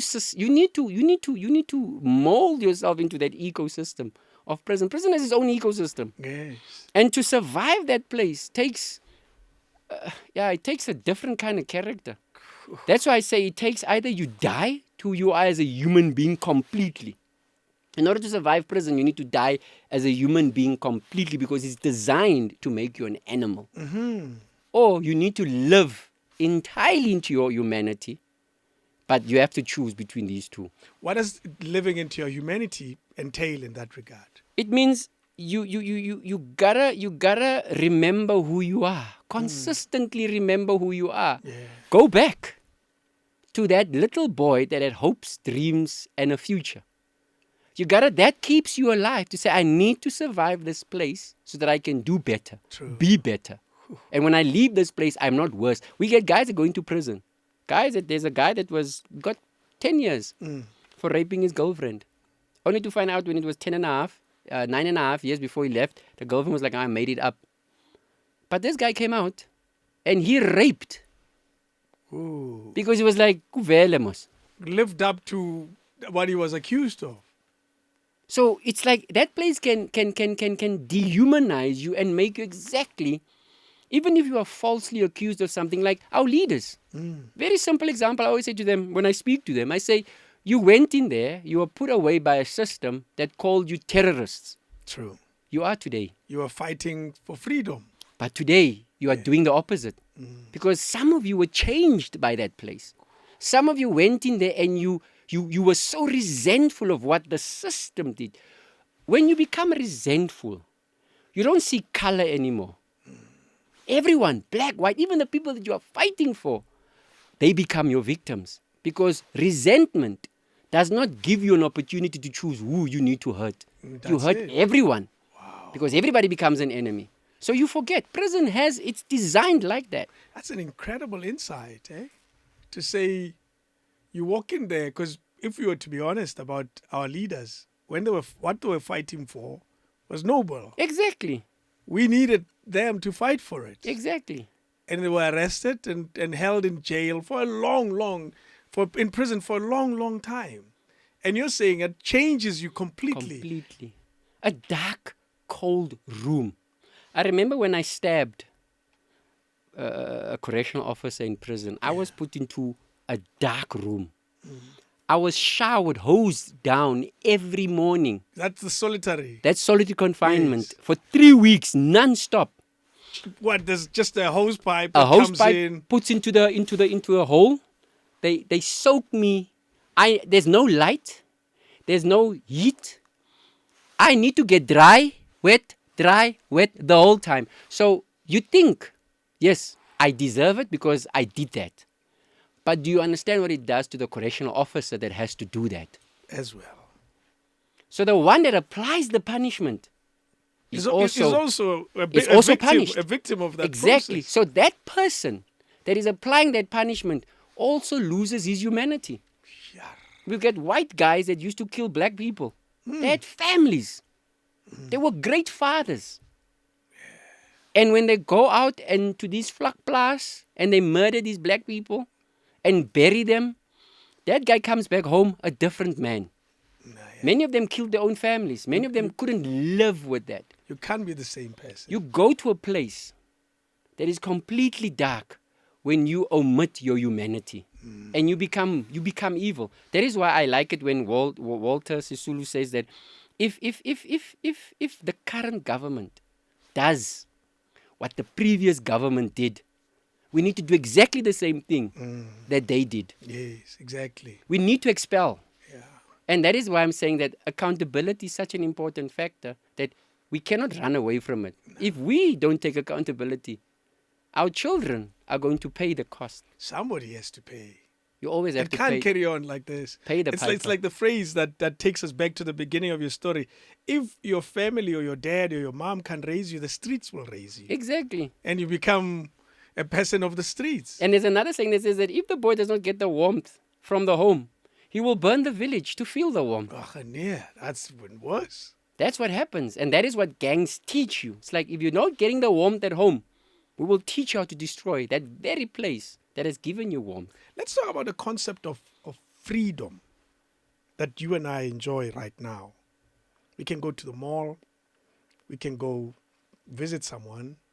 We can go hang out with friends over the weekend for braai. We can go watch a rugby game. I can go to the fridge right now and fetch something and go make myself coffee. In prison, all those things are stripped away. Gone. What does that mean to a prisoner, to lose all of that? You know, the first thing is that like when you go into prison and those things happen, you don't feel it the first week. Okay. You don't feel it the second week because you're a man. I must be strong. Yeah. So you don't feel it. Yeah. But that's what I'm saying. Prison teaches you appreciation, teaches you gratitude. So the first year you start saying, yes, sis, I'm feeling it. You know what I miss the most when I think about it? My grandmother used to ask me to wash her feet because she used to walk to Food World. That time Bishop Lavis was Food World. And she used to say to me, when I come from school, wash my feet. When she should take this long walk and I'm tired, my feet are hurting. Then I would take this bucky, fill it with hot water and soap. It was that time sunlight, green soap. I would wash her feet. But I would do it dikala. I would do it unwillingly. Okay. Because I have things to do. I've got places to go. I mean, I'm a child. I want to play. It's an inconvenience. It's an inconvenience. Yes. I missed that when I was in prison. What? I was like, shit, if my grandmother was here right now, I would be washing her feet. That very same thing that I took for granted, I'm like, yes. Wow. I wish I could be home washing my grandmother's feet. I was like, if I leave prison, I want to do that. Imagine that. Imagine, because it's the smallest thing that you took for granted. That I love grapes. I love ice cream. I love this. I love that. The fact that you go into that space and it's taken from you. There's no ice cream in prison. There's no ice cream in prison. You are the ice cream. Oh, yeah. So that's how it is. So you now realize that the little things that you used to take for granted, prison shows you that you should have appreciated. You should have been grateful. The problem of young boys and rape, how severe and rife is that? The problem that we have, and like I said, the misconception, boys not growing up to be loved. I always say to boys that I teach, and we have a boys to men program within the organization, where we teach them how they step from boys to becoming men. Is number one, to look at how do they treat their own sisters. Ooh. That's the first thing. We're like, how do you treat your sister? How do you treat your mom? How do you treat the woman in your life? That's the first focus.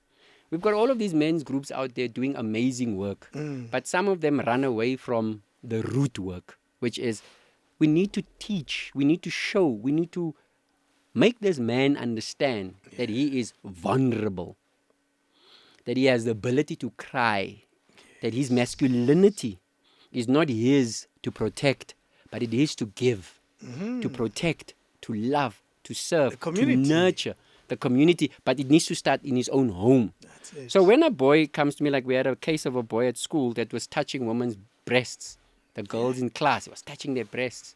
I asked him a very simple question. Your sister is in grade 4, and you're doing this to other girls in your class. I mean, you're at high school, your sister's in grade 4. What if another boy comes and does that to your sister? How will you feel?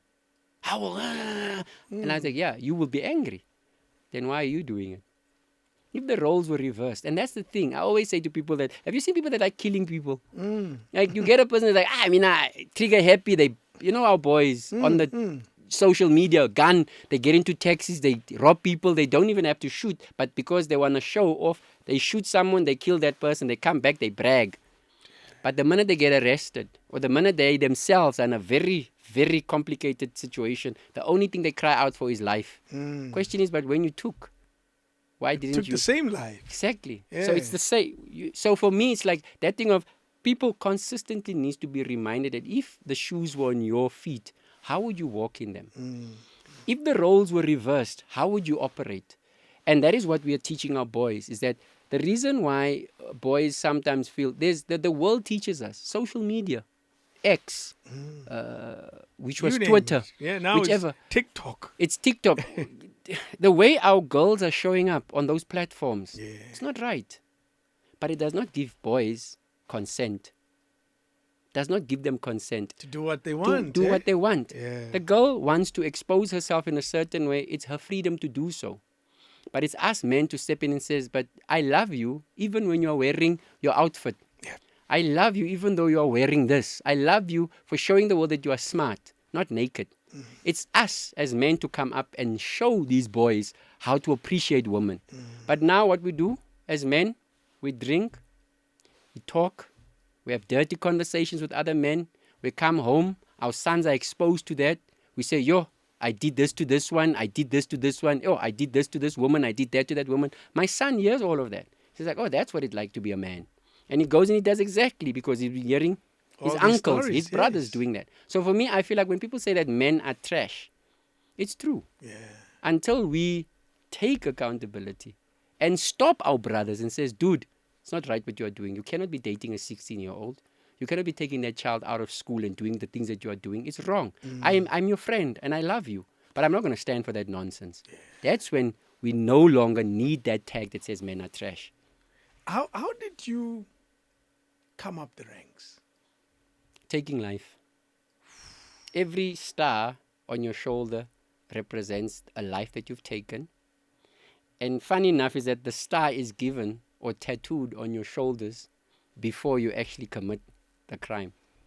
Whoa. Because it is a reminder that if you choose to not do it, there's a painful reminder, because when you step out in the courtyard in a prison and you have to go and do the deed, two men accompany you. What did I say these men are? Who are those? Draad and glas. Oh, the two. Okay. So when they walk with there you, was the ears and the eyes. Yes. the wire and the glass. Yes. When those two men accompany you, these two men have knives, and you have your target. You also have a knife. But these men, their role is dual. Their first role is to protect you from a further sentence.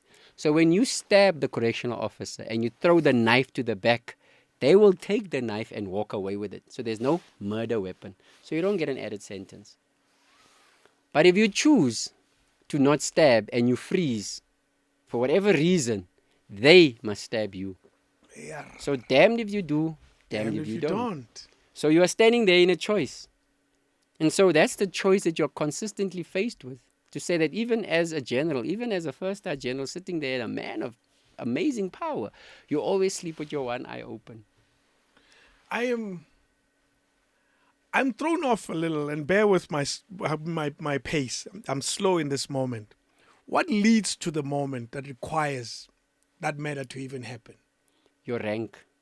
Okay. You want to show men that you have the capacity to take life. And in prison, the more lives you take, the more powerful you are. Because with every life you take, it's a tattoo, which means your pain threshold is high. You have the tattoos. Yeah, no, definitely. Entire body. So the more tattoos you have, the higher your rank. Yeah. So remember, we have the South African prison tattoo system is the same like the Russian tattoo system. Okay. The Russians also have the same amount, like their stars look exactly the same like the prison stars, but it just has a different connotation. Mm-hmm. But it's the way in which these tattoos are applied. There's no machine in prison that makes tattoos. No. So it's literally a staple that's sharpened and burned into a toothbrush. And then the ink that is used is the soles of a black shoe that's removed from the shoe and burned into a powder form mixed with saliva or water, and it becomes a liquid. And that's what they use to tattoo you with. And it's excruciatingly painful. Of course. So the more of those you have on your body, the higher your pain threshold is, which means your capacity to lead is amazing. Is amazing. Because if you can have and hold on to so much pain, realizing that you are stepping up into a position of command, men will respect you. More because you have to kill, and there's tattoo and there's a kill. And there's leadership. So you do that, you have to come back, you have to sit at a seat of leadership, you have to rule over so many. So it's a consistent process of give and take. And in that process, you lose who you are. Is there contestation for that leadership position? Because 2-3 men can have the same aspirations.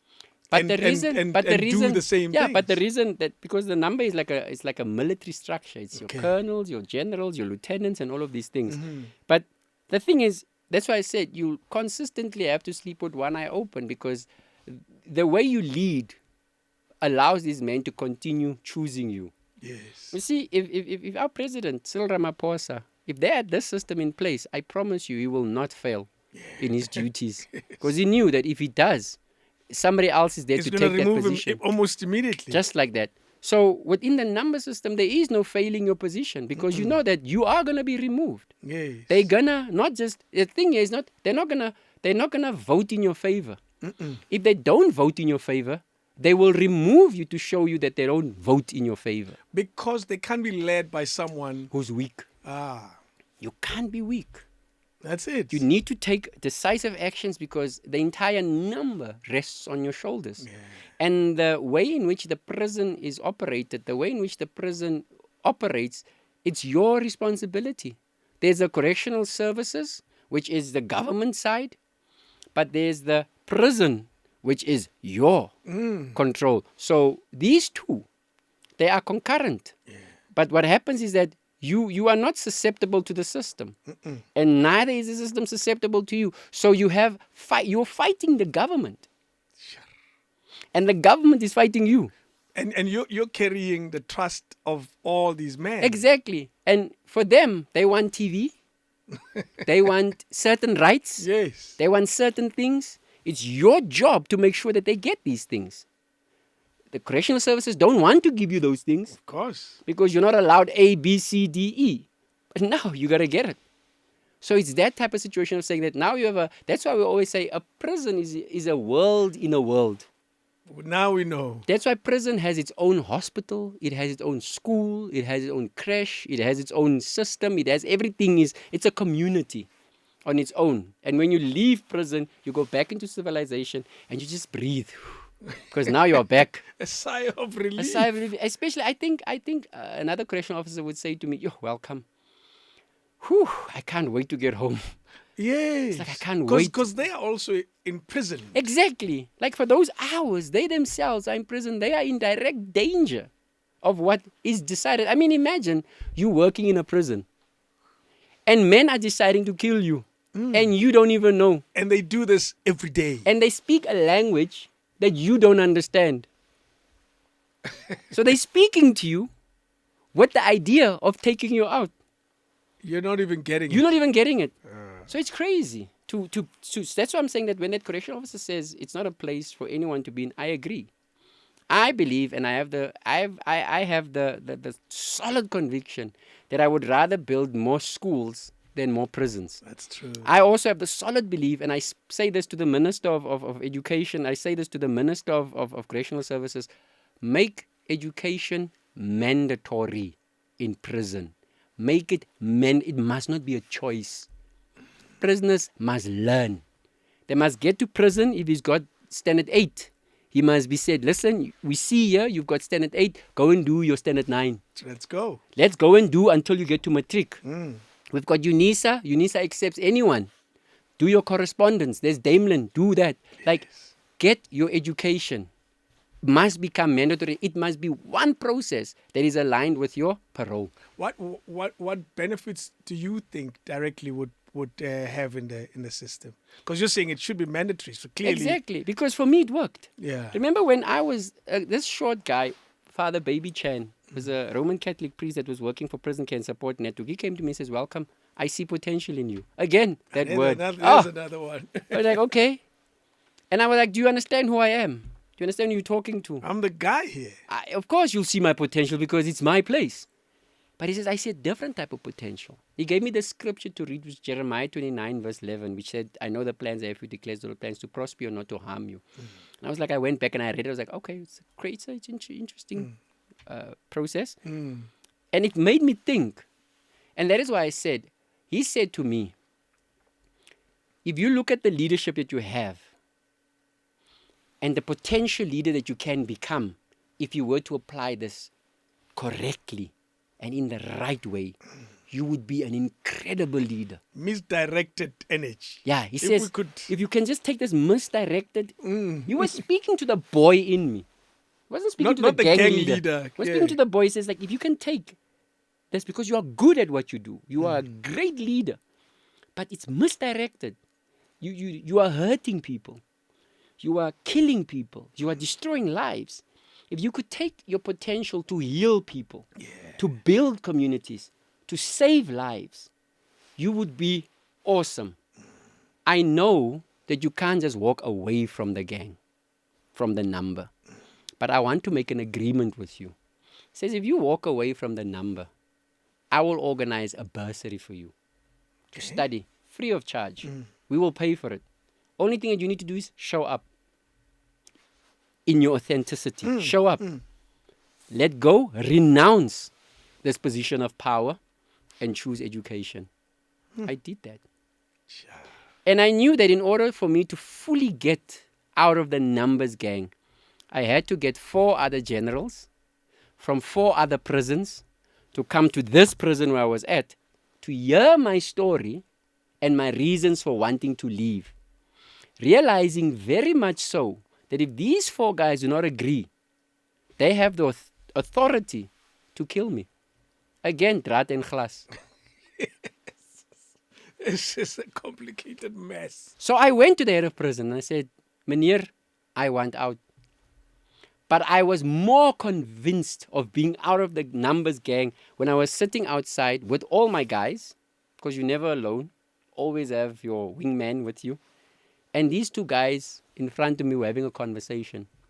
This one was saying to this one, yo, brah, I went to this house and I was going to take the TV and all these other things, and I saw this lady sleeping there. She wasn't dressed. I got on top of her and I raped her. Yo, she loved it. She loved me. It was so nice. And then I cut her throat. Ha ha ha ha. They laugh. Other ones like, no, man, I had this old phone I was using and I thought it was time for an upgrade. I saw this boy going to school. I stabbed him and I took his phone. I upgraded him and I also upgraded myself, and they laughed. And this is just stories. And this is just stories amongst themselves. There was no remorse. And then I looked and it clicked. I was like, damn. If I were to be a father one day, especially to a girl child, what kind of father am I going to be? How is my daughter, my son, going to be proud of the person that I am if this is the story that they hear? If this is the type of man that the world tells her, this is your father. This is what he does. He's a killer. He's a murderer. He's a rapist. And he laughs after the incident. This is your father. How would she be proud of the man that I was like, nah, bro. I went to Father Baby and said, let's start the process. I went to the head and said, let's start the process. Get those 4 guys. They got the 4 guys. I stood in the middle of that circle. But I want to tell you something, David. When I stood in this circle with these 4 men, I stood in the middle, looking at the 2 men in front of me because they were the judges. The 2 men were the executioners. They were the only ones that were allowed to have knives in that circle. Because if these 2 judges do not agree with my decision, they were asked to stab me in my kidneys, twist the knife and pull it out. And I would bleed to death. In 3 minutes, I'll be dead. You know what's going to happen in prison? Interesting. Yeah. For 8 days, because I'm at 28, right? For 8 days, prison will be on lockdown. They will burn toilet paper. They'll sing songs. They'll sing my praises. They'll talk in those 8 days about how awesome leader I was. My legacy will be 8 days long. And will be celebrated. And will be celebrated for 8 days. That's crazy. And then somebody else is going to come and take the position and continue. What the hell? My legacy will be 8 days long. Wow. So I stood in that circle and I said to this guy, pause 1 second. There's a quick question. We'll come back to the circle. Why was it important for other gang leaders from other prisons to be in that situation, to be brought in here? Really, the question is there a network? Of course. Of leadership? Dude, there is no way that this thing can be 286 years old without a network.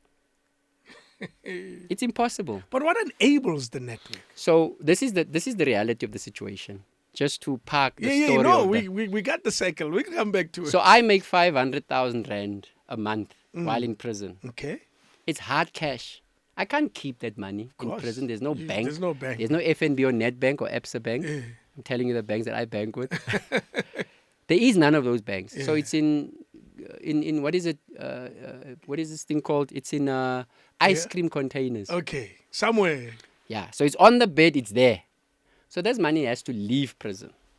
So obviously, we have people in place to take the money out of prison. So outside prison, there's a council of men. That exists even now. Of course. So that council of men is ex-generals that have been in the system, that left prison, and they started a trust. Sure. So that money goes into the trust, and it then buys various institutions of business, clubs, whatever it is, and it builds a network. It continues. It continues because what needs to happen is that when you come out of prison, someone has to take care of you because you got all this money. You made that money. You made that money, and that money pays for the networking, it pays for this, it's a network. So when you get out of prison, based on what you did, we always joke about it. We say that if I were to get out of prison making 500,000 rand a month, I would get a Mercedes-Benz or a house somewhere in Houghton and maybe a club that I can run. That's my reward. That's my retirement. Yes. But actually, I'm not even retired. I'm still part of it. But that's just the gift that I'm getting. You're probably part of the council. Now. Exactly. So now I become part of the council. So that's my gift. If I made 300,000 rand, I'm probably getting a polo. Well, and maybe a house in Norwood. You know? crazy. And if I made less than 300,000 rand, I'll probably just get what you call it, a Toyota Corolla. And maybe like a tuck shop somewhere. So those are the benefits of being within that environment. So there is a collective. What shocks me about it is that it continues till today. Of course. So there are people who, is it possible there are some politicians that are involved still and they're outside? There's a lot of the thing businessmen. The thing for me is it's not about the you know, that's why I said that TRC was really needed, because there's so much that we as a country decided to glamorize and spend so much time beautifying and making it normal. Yeah. So if I work with BrightSpark Foundation, which is my organization that helps many thousands of young people, if I ask for funding, I'm not going to get, because people don't understand the concept of giving to something that does anything. Yeah. But it doesn't look like something worth funding. But if I decide tomorrow that I want to go back to a life of crime and I want to do all of this all over again and really make an impact on the world, they'll read about my story on newspapers and they'll be fascinated by that. So our world is fascinated by wrong things. Crime and criminals and underworld. It's like, you know, South Africa is like Netflix. Yes. Netflix doesn't need a lot. They just record things that are happening in South Africa every single day. They would be all right. And you have a blockbuster. Absolutely. We will not sleep because we'll be watching this. I mean, you saw July. July is filled with sequences, and people are on Twitter every single time, on X. You know, people are. It's a network. Yeah.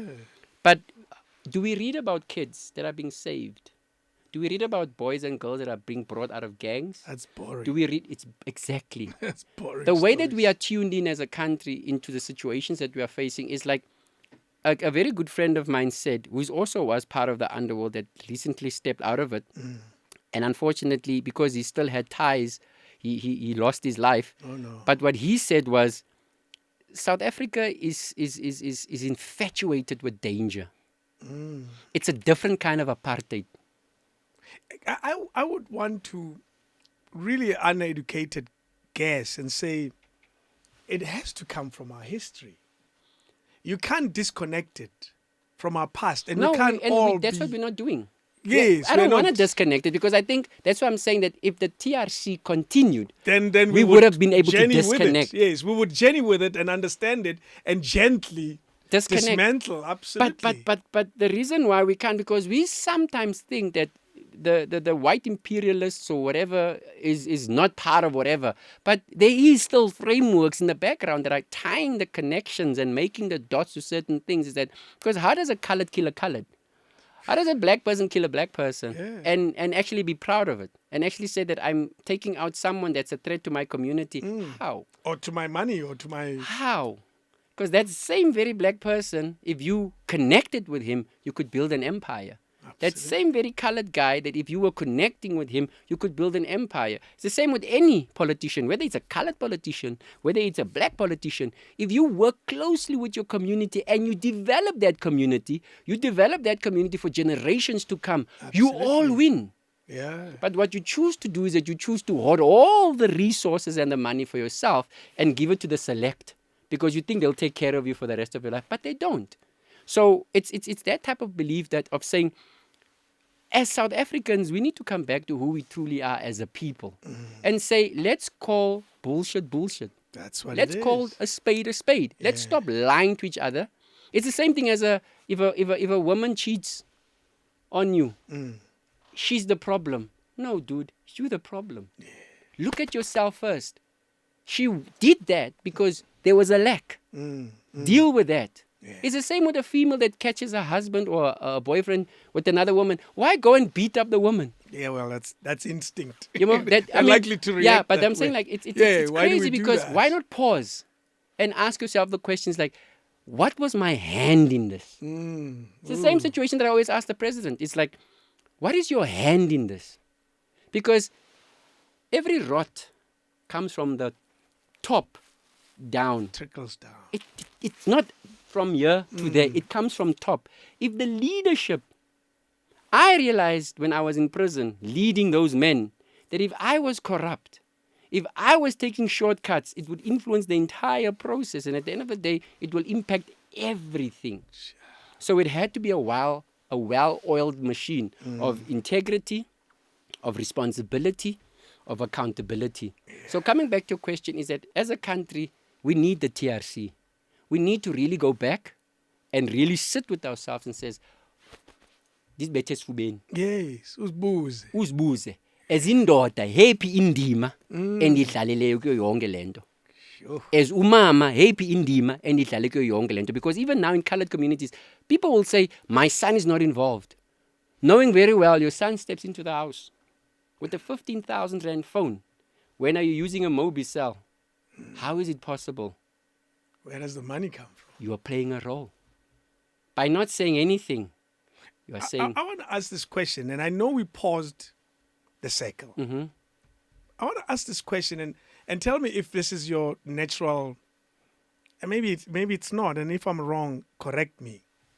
Is there inherent violent nature that is found amongst colored people or colored communities? Yeah, I think I always get this question, and my honesty is we are an angry people. We weren't black enough. We are not white enough. So you've got these two components consistently saying, where do we belong? So we create our own space. We create our own world. We create our own rules. We create our own culture.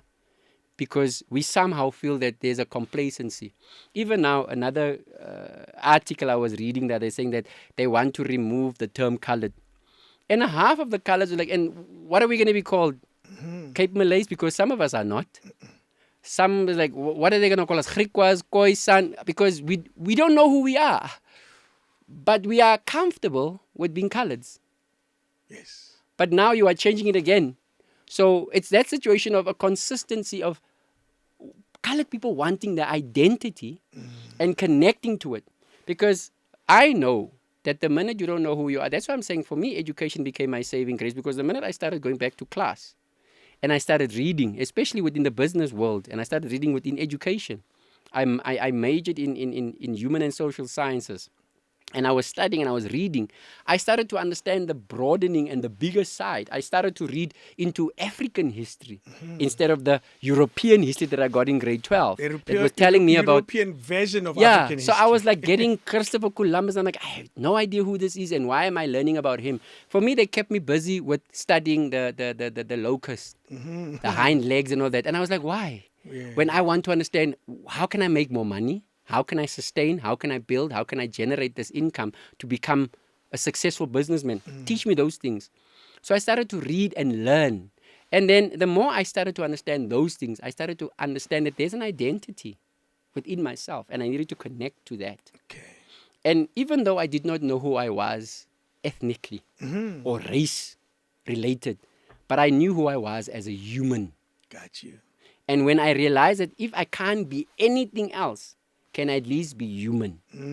And what does it mean to be a human? It means not hurting another one, not killing another one, not doing harm to another one, being completely in sync with if I'm going to do something to someone else, that has a direct impact on me. Yeah. If I hurt you, I hurt me. What is the simple answer to that question, though? Of being human. No, of violence in colored communities. And I asked this question. It's not scientific, this observation, but there's gangs in the colored communities and so forth and so forth. There's death everywhere. There's killings everywhere in South Africa. But is it specific to the colored community at all? No. What is the Definitely simple not. answer? It's I not. think it's not. It's can't not. be. It's not just that. It's like, I mean, I've been in communities, like I was working in Hout Bay, and we had Xhosa gangs there, Kabas and BBCs. These were two. But the thing with the differences was when I was working in Hout Bay with these black gangs, they were using machetes, pangas, and knives. When I was working in colored communities, they were using firearms. So there's a difference between these two. Okay. There's not close contact here.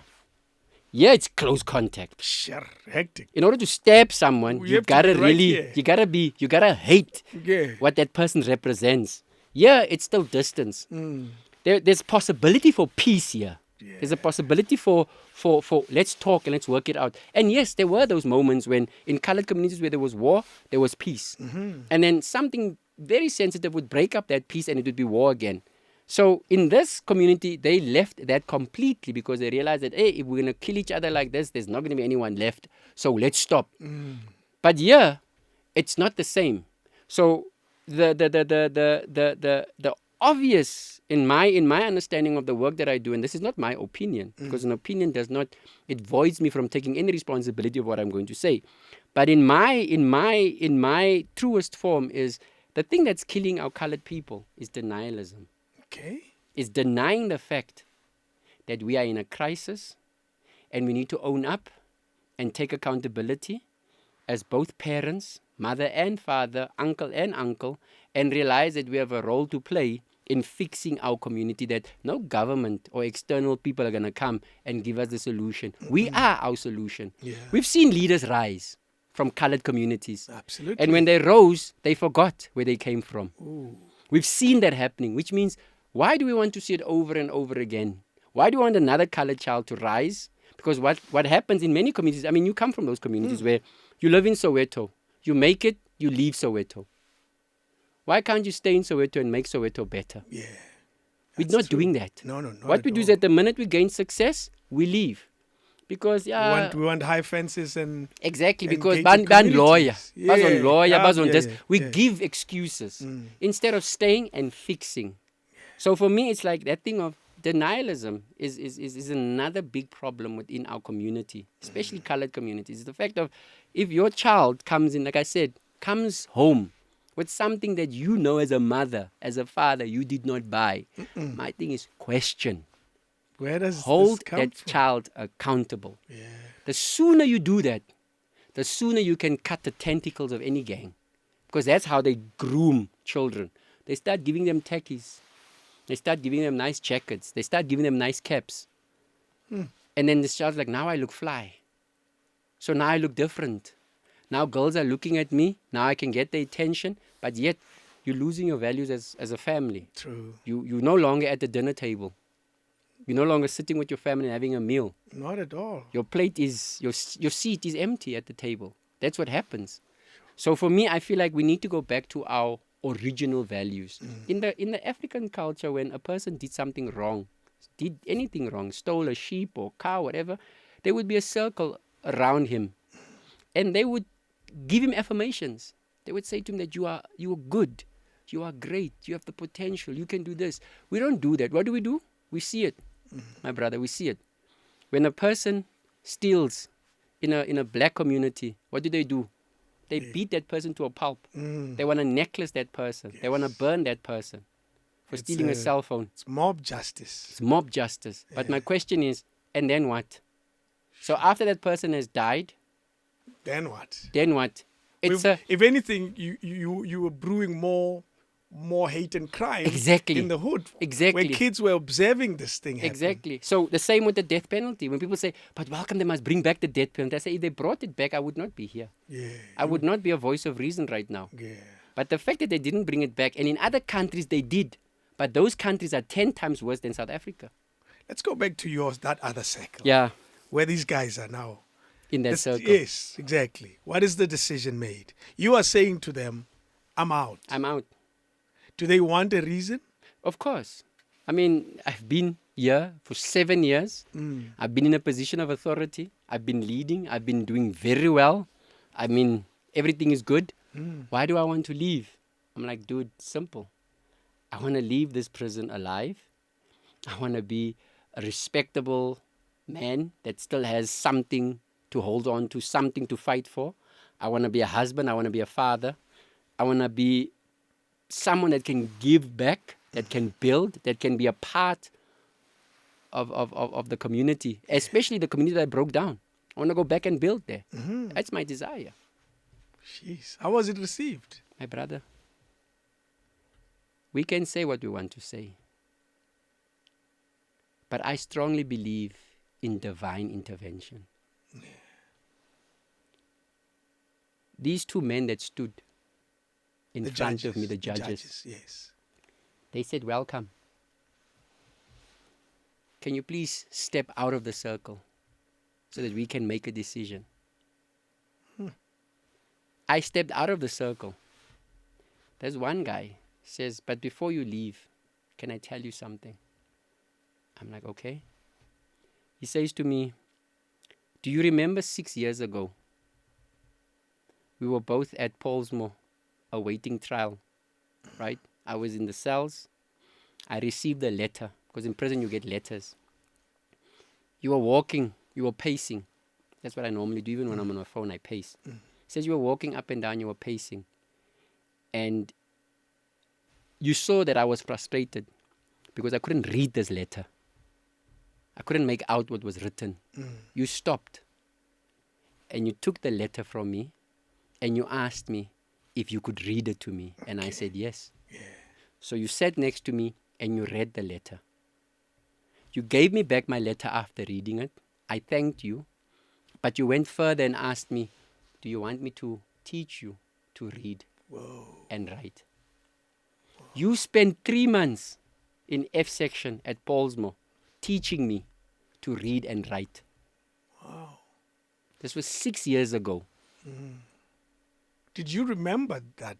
Dude, when he was telling you this when story? you are in that world that I'm in, like I said, your humanity, everything that you are, that's good about you, is under all this control, the CEO, the title, the leader, all of it's everything that you are, your humanity, your personality, the goodness that you are, is this title is so heavy that it blocks out that.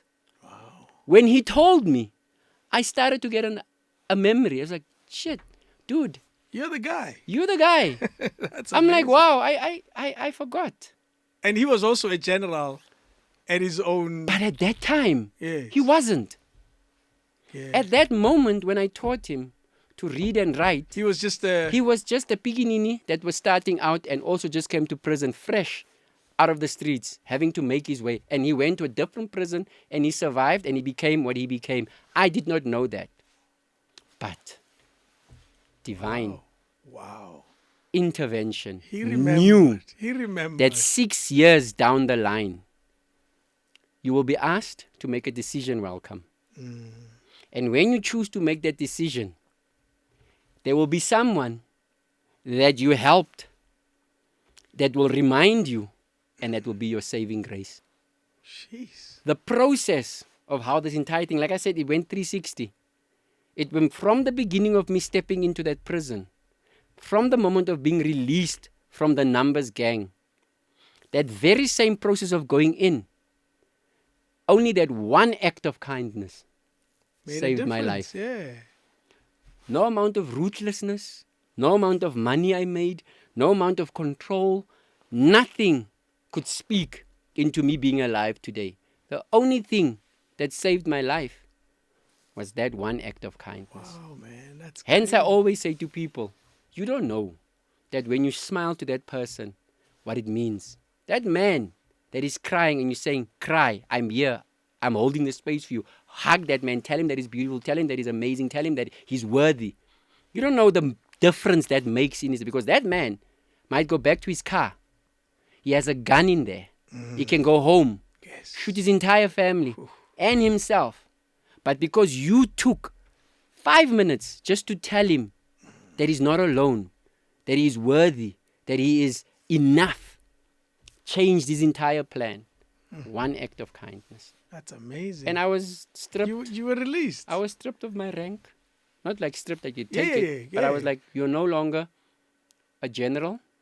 You will always be a general, figuratively. Yes, you'll Because we retain- can't you'll re- remove the stars. Yes. You will retain the respect of a general, but you will not be called A general. to command. You will No, not no. have power to do whatever. You're gonna be in the back. So whatever happens in prison, you will not be privileged to that. No.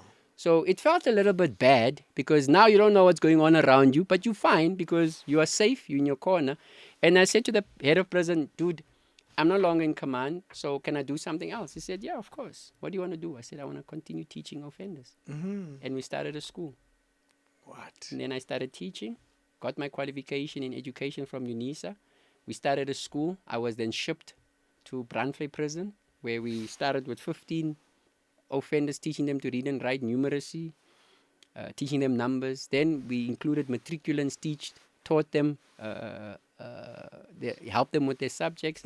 That same year, in 2008, we passed. Our learners, our students passed with 100% in their What? matric. That's amazing. So from teaching them to be gangsters, I was now teaching them to be responsible That's citizens. incredible. So my life went 360. I want to spend a minute and talk about what the role of a general was when you were the number one guy in the prison. It's like being the president. It's like being the go-to person. But you know the difference between the underworld is like you are called on when there's turmoil, crisis, conflict. Yes. Not when things are nice. Only when there's turmoil and you are now, because they're looking at you for answers. For and guidance. rightfully so, guidance. Yes, So you're the one. yes. So you become quite active in that. So my job was simple. It was just to make sure that we maintain the peace, the rules. Everybody lived according to the rules because all of these numbers have their own set of rules. Just live according to them. Do what you need to do. Focus on making the money, keeping the peace. How do you make money? It's like I said, prostitution, Ooh. drug trafficking, solicitation of information. We had situations where people would come to prison and they want to talk in court, and we would say, it's fine, they'll talk, pay us, we'll let them talk. And So they it was- talk in- They talk, and in we prison. just sell the information back to the attorneys. Oh, no. There was always a way to make money in prison. Like, they always say to people, people say to me, but we don't have a way of making money outside. I'm like, dude, opportunities are around the corner. So you make money outside, yet you're in prison. Exactly. So what I'm saying is that this guy is lying. He committed the crime, but he's refusing to admit it. So obviously I send my guys, they beat him to a pulp, Yes. rubbers him a bit, butter him up, let him writes the confession, sends it, says, in order to receive, put in this amount of money. And We then got it. we But got you have it. to pay. Then he pays, and then it's called solicitation. We used to do that, extort information, all of those things. There's various ways of making money. And that's how what we does do. money make it through to the... Because I imagine a very simple business of drugs inside prison, cigarettes. Clearly, that won't make you hundreds of thousands of rands No, inside a definitely prison. not. But remember, everything in prison has a higher value. So, what do you call it? A pinky size of dacha, Yes, marijuana, yes. outside would cost you like what, 5 rand or 20 rand? Mm. I think it's like what, 45 rand now because of the strains and everything they put into Oh, it. hell. But that in prison is like 300 rand. Whoa. The market of something like that in prison quadruples, 300%. Same with cigarettes. I mean, if you have a gross of cigarettes in prison, you are okay. You are not a billionaire. You are a millionaire. If you have, imagine a box. Imagine of a packs. box in that. You are sorted, But But clearly you're in danger as well. of course, because where are you going to put that consignment? You have cargo. Exactly. And not only that, but it's limited space. Yes. So everything is limited. So you gotta trust people and kind of like dissect your cargo into little pieces. And you have to have the brain of like, I can't control this consignment on my own. And again, no one should give you so much. Exactly. You're not supposed to have that It's much. too much. So it's the same like when you go to the shop. I'm like, these guys were so stupid. I love sugar. It's part of my. You're lucky you're a small guy. Yeah, so my Yes. metabolism burns it quickly. Yeah. So what would happen is that in prison you get a guy that buys 7 or 8 packs of sugar. I'm like, this one we're papa. What kind of packs? Like the big, the big packs. Yeah, He would like this 2.5. guy. He's got the money, so he's showing off. So he buys 8 packs of sugar while in prison. So when he opens his cupboard, because the TV Sondolo is there. It's that TV that you can't change channels. They play. It's always okay. They just Is play it bolted? animals. It's Yes, bolted okay, in. So they always yes. play animals and stuff like that. So now you're sitting there, and this guy opens his cupboard. You see all of these sugars. You're like, okay, because sugar in prison is like wealth. You've got money. So it's like cigarettes. It's like, it's cigarettes, because you can make these little packs of sugar and sell it for 5 rand. So you can make like a lot of money on 1 pack of sugar. Wow. But anyway, so now you have all of the sugar, but when they raid the place, that sugar means nothing. Because it's all over the floor now. So the person that you didn't want to give sugar to last week, it's free. Because in prison, if everything is on the floor, it's for the taking. So it's no longer yours. So it's on your possession. So it was crazy. So the power you wield is quite significant as a general. Of course. You are able to call on things to happen. You at will. At will. You can decide, today we are moving in this direction. And you get everybody to agree to that direction. And they go. And if you get questioned, you need to act. If anybody questions how you want to operate, you act. And that's why we say it's like in prison you get a corporate that says your deadline they extend it. But in prison they don't extend the deadline. Deadline is a deadline. It has to be met. It has to be met. So if you're not making it, you're not going to make it. So when you look at how the country runs now and you use prison rules and principles of prisoners and the 26, 7, and 8 gang, it's clearly very disappointing. No, that's what I'm saying is power corrupts. Yeah. Absolute power corrupts absolutely. Mm-hmm. So you get men that come from prison that step into powerful positions. And when they step into powerful positions, they forget. And they kind of like lose the plot because the limelight is too much. The singing praises and putting them. You see, the thing here is the problem is being placed on a pedestal. Because when you're placed on that pedestal, coming from a place like prison, and now you're in a position of leadership where you need to build, but you kind of like forget who you are, you easily go back to being a criminal. But right now you're a smart criminal. Now you become a general in a suit because you now know what makes people tick. There's no place on earth that teaches you how desperate people tick than prison. Because everybody in prison is desperate. And they are desperate for survival. Sure. So when you come outside and you are given a position of authority, like a pastor, if you were a prisoner and you come out of prison, you say, I want to start a church. It's easy for you to manipulate those people. Of course because you have the power in your hands to play with their minds, to manipulate them into believing what you want them to believe. You walk in with authority. Because you've been taught that. Yeah. That's why I'm saying that I will never dismiss the influence that the numbers had on my life. But I knew that I had to change inside prison so that I can address the root of being in that system. That's it. To say, when I leave prison, everything that is number is left behind. That I don't take a remnant or piece of it. But you get men that come out of prison, they start podcasts, they start doing certain things, they become powerful individuals in the community, but yes, they still operate with a prison mentality. They are able to sell you ice when you have enough in the fridge. They're able to sell you a pipe dream when they know for a fact that it's not going to materialize. But because people are so desperate, they buy. Yeah. My message is simple. True authenticity, like being authentic, and being a man of integrity remains. That you are not supposed to live a soft life. No. A leader, there's no soft life for a leader. It's a struggle, consistently a struggle. Our leaders live well. Oh. And that's the sadness. Yes. They're not supposed to. Our leaders live very well. They're not supposed to. There's a story that's leading the newspaper of 20-something million rands house in Cape Town. The deputy president that's been declared. Our leaders live very well. Yeah. Very, very well. I want to wrap up and talk about the things you do now, and if you're seeing any results. That's a deep question. Yeah. And it's sad because, like I said, when I came here, we had this incident of a boy stabbing another boy at school, and the other boy didn't make it. And I'm thinking about those parents today. I'm thinking about the mother. I'm thinking about the school. I'm thinking about the principal. Yes. I'm thinking about the learners. And that's not the only situation. There's many other situations where there's bullying. There's kids resorting to drugs. There's kids resorting to violence. There's kids going and joining the gangs. There are moments, my brother, where I feel like giving up because we don't always get the support from the community the way that we need to get it. BrightSpark Foundation is a charity. In the true sense, it's a charity, which means it is the help and the support and the support of the community that helps it grow. Got it. That's why we don't do government funding. We don't take money from government. I actually don't want it.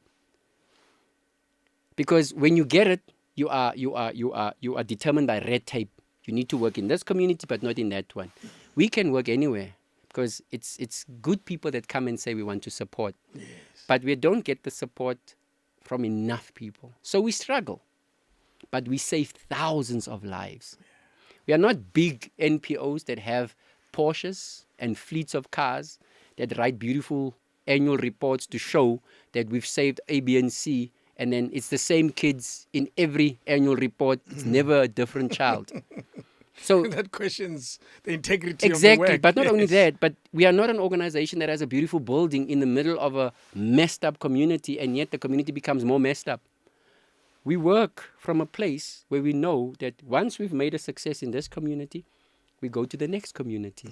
We work in this community. We work in this community. Yes. Are we winning? Sometimes I believe we are because we don't stop. Because I believe that if I stop, then they will win. Yes. There's a beautiful scripture in Bible, and not to quote it, but just to say it's like, they say the wicked do not rest. So why must we as the righteous rest? Because the minute we rest, the wicked takes over. That's true. So we cannot rest. So we consistently work at improving because I know how gangs work. So it's easy for me to speak and work in those communities. But it's also dependent on the community to listen to that voice of reason. So when you ask me the question, is it working? To some extent, it is. Are we ever going to stop? We can't. This is my daughter's legacy. Yes. She's going to have to take on my work when I no longer can. Is she a part of it now? She's a part of it. She's one of our she's one of our directors. She's our operations director. And she's amazing. She's 20 years old. She's sitting over there. Yes. And she literally runs my life. You know, so You did say when you walked in and we were getting the coffee, and my niece asked, how do you want it? You said, ask her. She knows. Exactly. She knows how she it's runs done. it. She's 20 years old Yeah. and she's studying at Henley Business School. She just finished the HCMP. I'm also studying at Henley Business School en route to do my MBA. But now they brought in a DBA, which means I'll probably do that. But I skipped the DBA. For the record. yeah, you know, so we are doing that. But we knew that empowering us means empowering our communities. So I don't want to talk about education if I'm not prepared to step into it myself. That's it. So when the kids come to us and said, how is it? I was like, it's nice. Come, let's do it together. So we send, when we get our kids out of the gangs, we put them back into school. When we get our older kids out of the gangs, we put them into university or college or whatever. We monitor them. We monitor them. We walk the journey with them. We kind of like, we walk with them because we believe that the only answer to poverty, crime, and all these other things is education. That's it. And it's not saying to people that, you believe in this white system of educating. No, it's currently the only thing that gets you a job. I could not come out of prison and show this guy that's sitting there doing the interview, look at my tattoos on my shoulder. I've got all of these stars. Yeah, I'm the I'm man. a general. I'm the man. Yes. In prison, yes. Not But here. outside, I need a piece of paper. I need that qualification to say, I've got an NQF level 8, I've got an NQF level 9, give me the job. You know, not these ones that are bought. I'm talking about a real one. Yeah, they're You know? for sale now. They're pretty easy they're to for get. sale. Eh? Especially we looked at the other situation right now. It's a person that I knew and I was so sad because I did a talk at that company, and for her to not have that qualification was sad. Oh no! But anyway. So she was in your company. And I was like, dude, I spoke on integrity that day. Yeah. You know, so it's those type of things. Yes, but to answer your question, we won't always win all the battles. But there are those little wars that we do win. Or it's like other way around. It's like we won't win The every war, battle. You'll win the small battles. We'll win these small battles, Yeah. but we are en route to winning the war. And this is going to be the remnant and the legacy that my children and their children will probably have to fight. Because I'm telling you right now, and this is between me and you, even maybe the rest of people watching, is that our country finds itself in a very difficult position, especially with the underworld. But it's a head that never stops. You cut it off, it grows again. Yes, It's the going to virus. consistently grow until the top loses its inability. Its inability to say it's okay to do A, B, and C. When the top decides to say, I'm standing fully in accountability and I'm removing people that are not in line with the vision of what we fought for. Until that top decides to do that.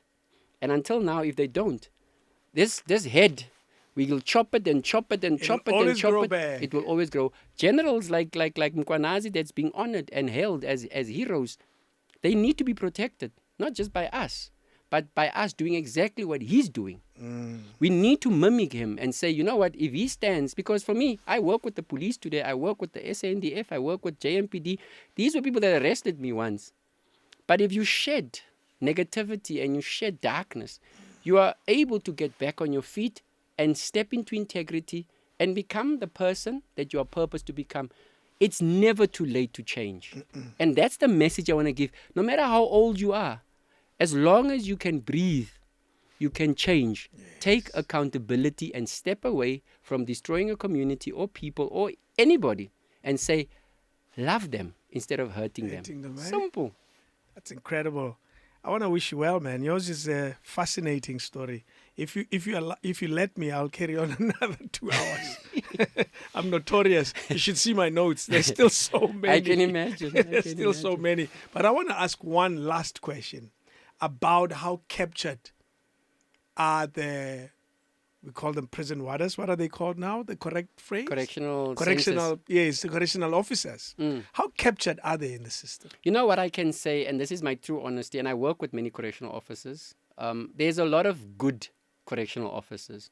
But like any other system, when you don't pay people well and you don't appreciate or value them, there's all of disgruntled people that sometimes step out of line and become susceptible to the system of corruption. That happens. Yes. But I want to encourage correctional officers, and I want to tell them on this platform that you guys and women are doing exceptional work. The same with the police, you're doing exceptional work with the very little resources that you have at your disposal. I mean, if you look at some police stations, they are under-resourced. You look at correctional centers, they are under-resourced because some people up there are taking all the resources and directing it in a different way. So what I want to say to those people is, when you talk about being captured, it is easy to capture someone if you have not provided them with the transparency of the system to say that we back you up 100%. There's correctional officers in prison that want to present programs, that want to study further, that want to do amazing work with offenders that have the potential to change,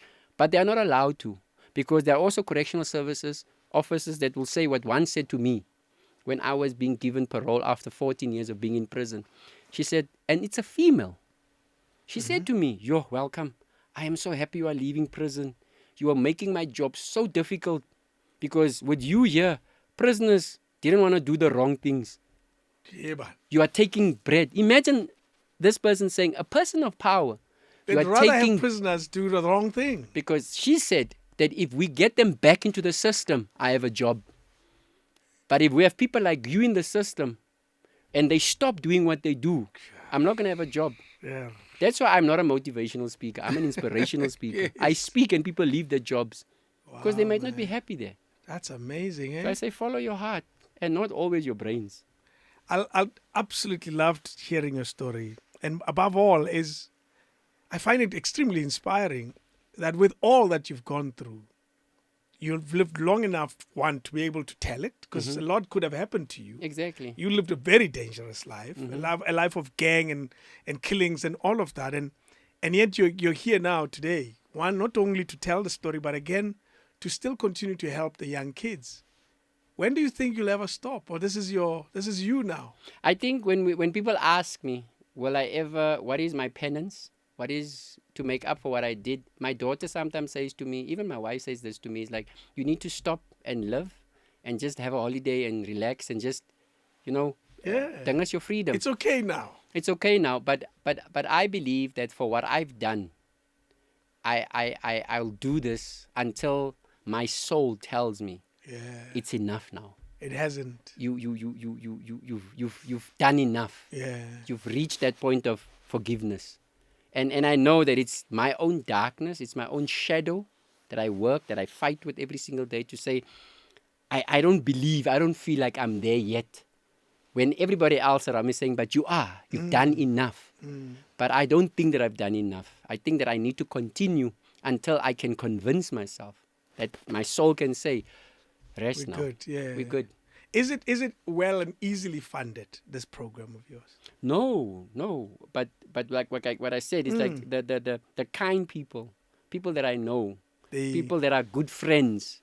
Like this is more of a family, a friend organization because it's people that are friends. Those who can help. Those who are helping me. Yes. But it's also it's like if I do corporate talks, that funds the foundation. Got you. If I do, it funds the foundation. So it's never really completely. I mean, we don't have 3.7 or 100 million rand in. We only wish. We only wish to have Yeah. that. But even if we had that, I don't think I want that. I think I want enough to do the work that we're doing. I don't want millions. I just want enough for us to be able to do the work the way that we need to do it, because I don't know if we were to have 1 million, what type of organization it will become, because then it means we need to get more people in. And not everybody that comes into this space of working with people are people that are completely healed, because they themselves are broken. So they might, there might be a little bit of situations. I'm very careful of the energies that I invite You draw in. into my space. So I like to keep it close because I've learned, even in the number in prison, that the people that are closest to you can be the ones that will destroy the vision that you have. So that's why I sleep with your eye open all the time. So my eye of consciousness is always open to realize that who do we bring on board. Same like when people I had a problem quickly when we had funding issues, and I was like, I will put it out on social media, and people were like, okay, other people. And then I had a friend of mine call me all the way from Cape Town. It's like, dude, I saw your post, but mos, jy's my ma se kind. I've got 50K here. Give me your bank details. I'll send it to you now. Okay. I said to him, broer, I love you as a person, but I don't want your money. Why not? Because you're in the underworld. Oh. And when I take that money, the next thing, I have a boy that shot someone. Can he please stay over at your place? I'm not going to be able to deny him because he helped me. So There's guilty, a debt now. Again, guilty by association. So I don't do those things. For me, it's the intention of supporting BrightSpark need to be pure. It needs to be clean. It mustn't be guilt. It must be completely pure, because we work with children's lives. That's it. And it's an energy that we carry within the programs that we do with these kids. So if you give me money that was stolen or taken somewhere, it now becomes my responsibility to clean. That's spiritual laundering money. And I don't want that role. I don't want that. I'm clean. Yeah. So let's work with these kids and do the right thing by providing and giving from a place of transparency. And that's it. So thank you for man, asking thank that you so question. much. It's been amazing. Trust Thank you me. for having me. You, I have so much Thank you so much. Welcome. You've given us more than we asked for. I promise you, and I truly appreciate it. We'll look after this story for you. Thank you. And make sure that it reaches as many people as possible. No, thank you. I appreciate it. And thank you for the way that you questioned. And it was so, like, really, the conversation was amazing. Wow. Thank you. This was the most different that I've ever done. It was Really? it was like, really, thank you. Yeah. I also appreciate I it. I must tell you, in preparation for this, I was really curious about the world itself and the psychology of it. For me, I remember thinking, how the hell do we even approach this? But I'm curious about how do we become people like this? You know what I mean? And I think you've helped us understand it. Thank you. You've given us more than absolutely more than we would have asked for. Thank I you. appreciate it. King David Studio Podcast.